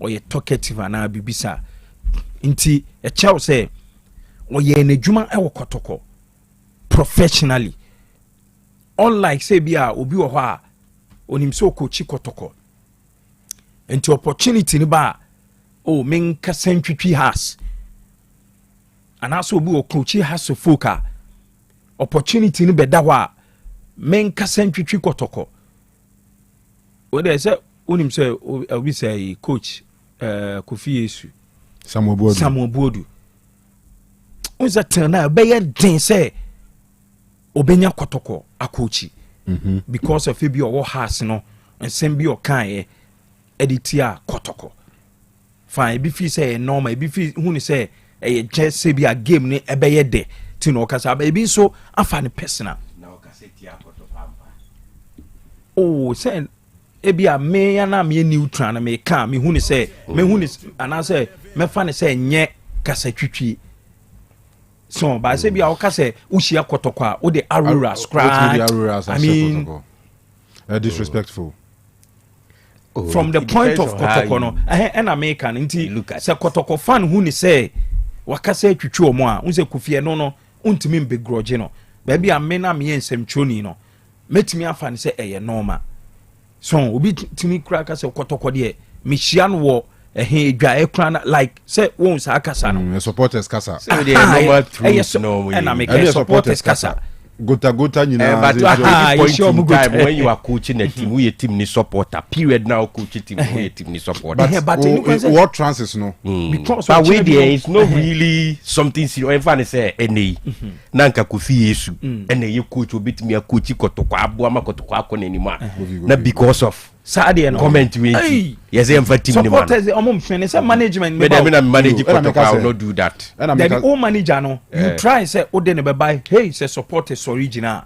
oh the answer about be man I mean these days you see on say normal through see bia the reviews say kasa ne bi wo hono ma ejama supporters so what you say for instance say Maresca say United Maresca press conference as he say obetimi the Chelsea under 21 be share United especially when especially say rivalry war to say player ebi a player move ko Kotoko ana has no ka say oh me de me swa nyina no ebi a me fan so aba Kotoko say me swa nyina no na me ye Kotoko supporter ebe din say player no move akọ has or chinebia supporters in Beka always there send a kumum no oye Kotoko the money nkoyi a ne nkoyi samobu edu akasa na after has a jumano ne morning nkoyi so what I say but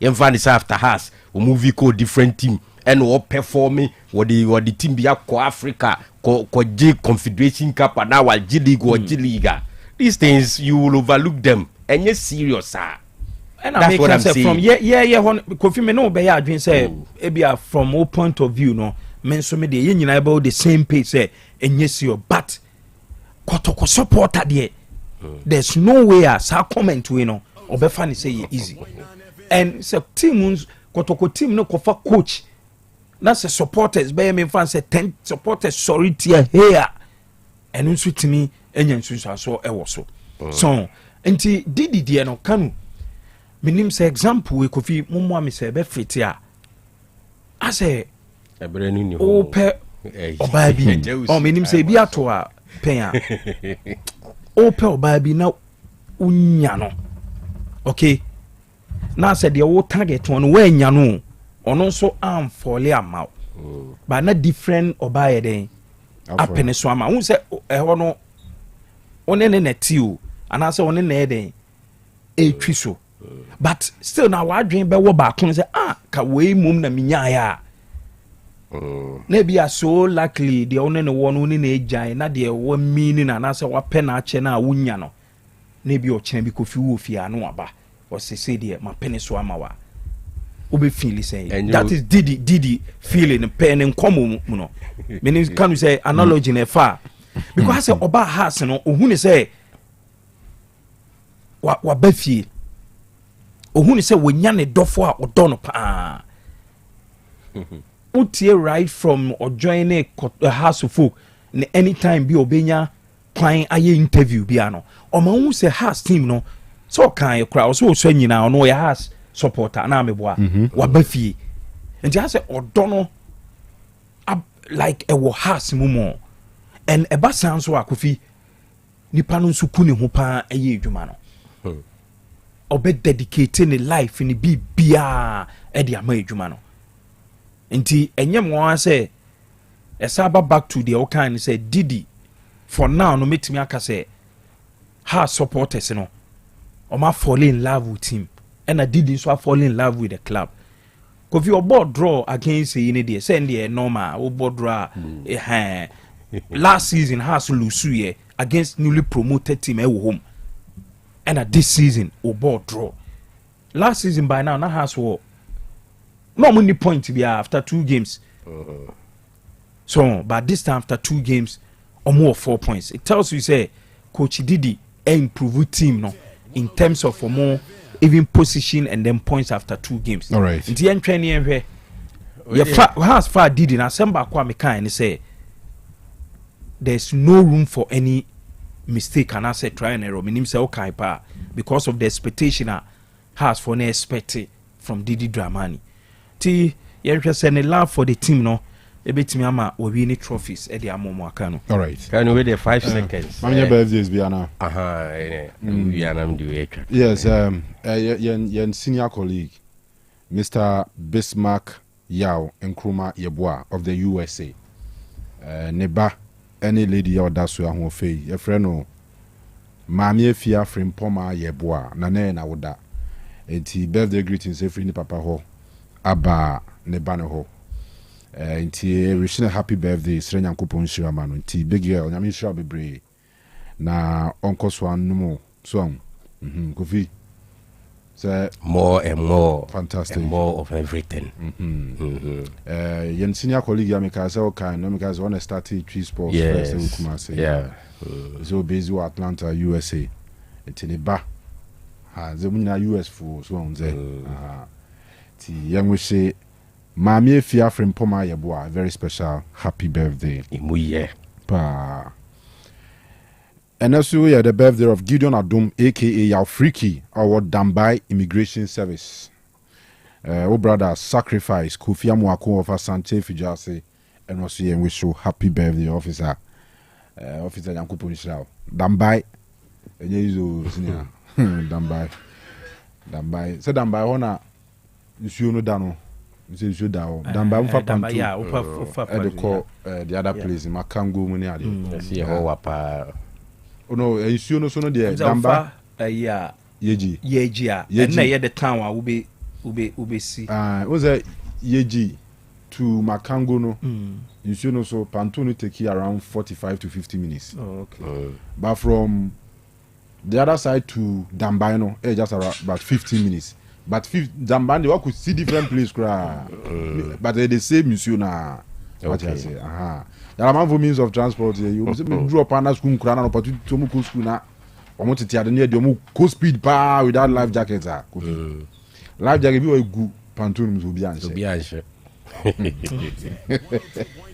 all right was a school for our full speed boat no because it's here and no the water but pantun the only go slow was buses bidie cars motor for ni pa bebre on the chance Nezo. Yeah. Happy birthday to Doris Kafia.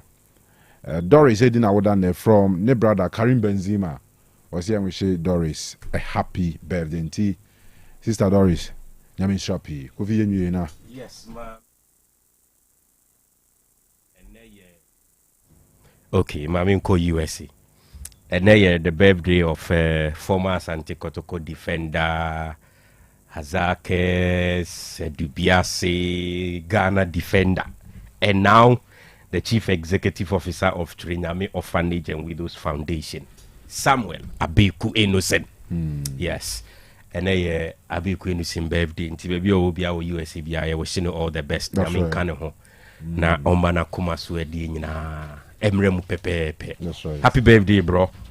Abiku su de Kumasi for ya dane pa. Oh yes. Yes. Who's a Western for now? Ombebo to kwa. Omuja good mark.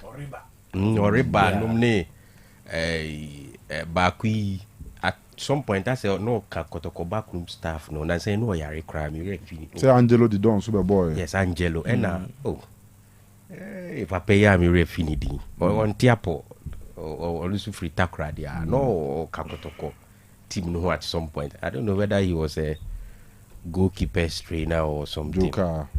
Yes. No Joker. Joker Cape Coast. Okay. Me kind dia. It's Western for no, or especially second takra for no when they come. I think the last one Blay. So in Blay, so we all know say on the pitch there. We in Yambo born. So free Western. Yes, on see a second takra. Yes. Yeah. Oh. Wow. Okay. Kofi Abre na me ka ho asem. Kofi Abre. Ne de e Abre ana Abre. Kofi Abre. Abre o. Kofi Abre. Abre corner. Go. Na say no ntia pokra. Na me ka no. Birthday na last one. We are from Anas. Arimiya Anas. Devi wenya Arimiya Anas. Anas ese ne madam birthday. Anas eti a Greek kwada so. Inua oboy danito ne bra penyino no. Okay. Ti Anas ne madam edi ne birthday ne. Ti we wish happy birthday. Ne madam ne na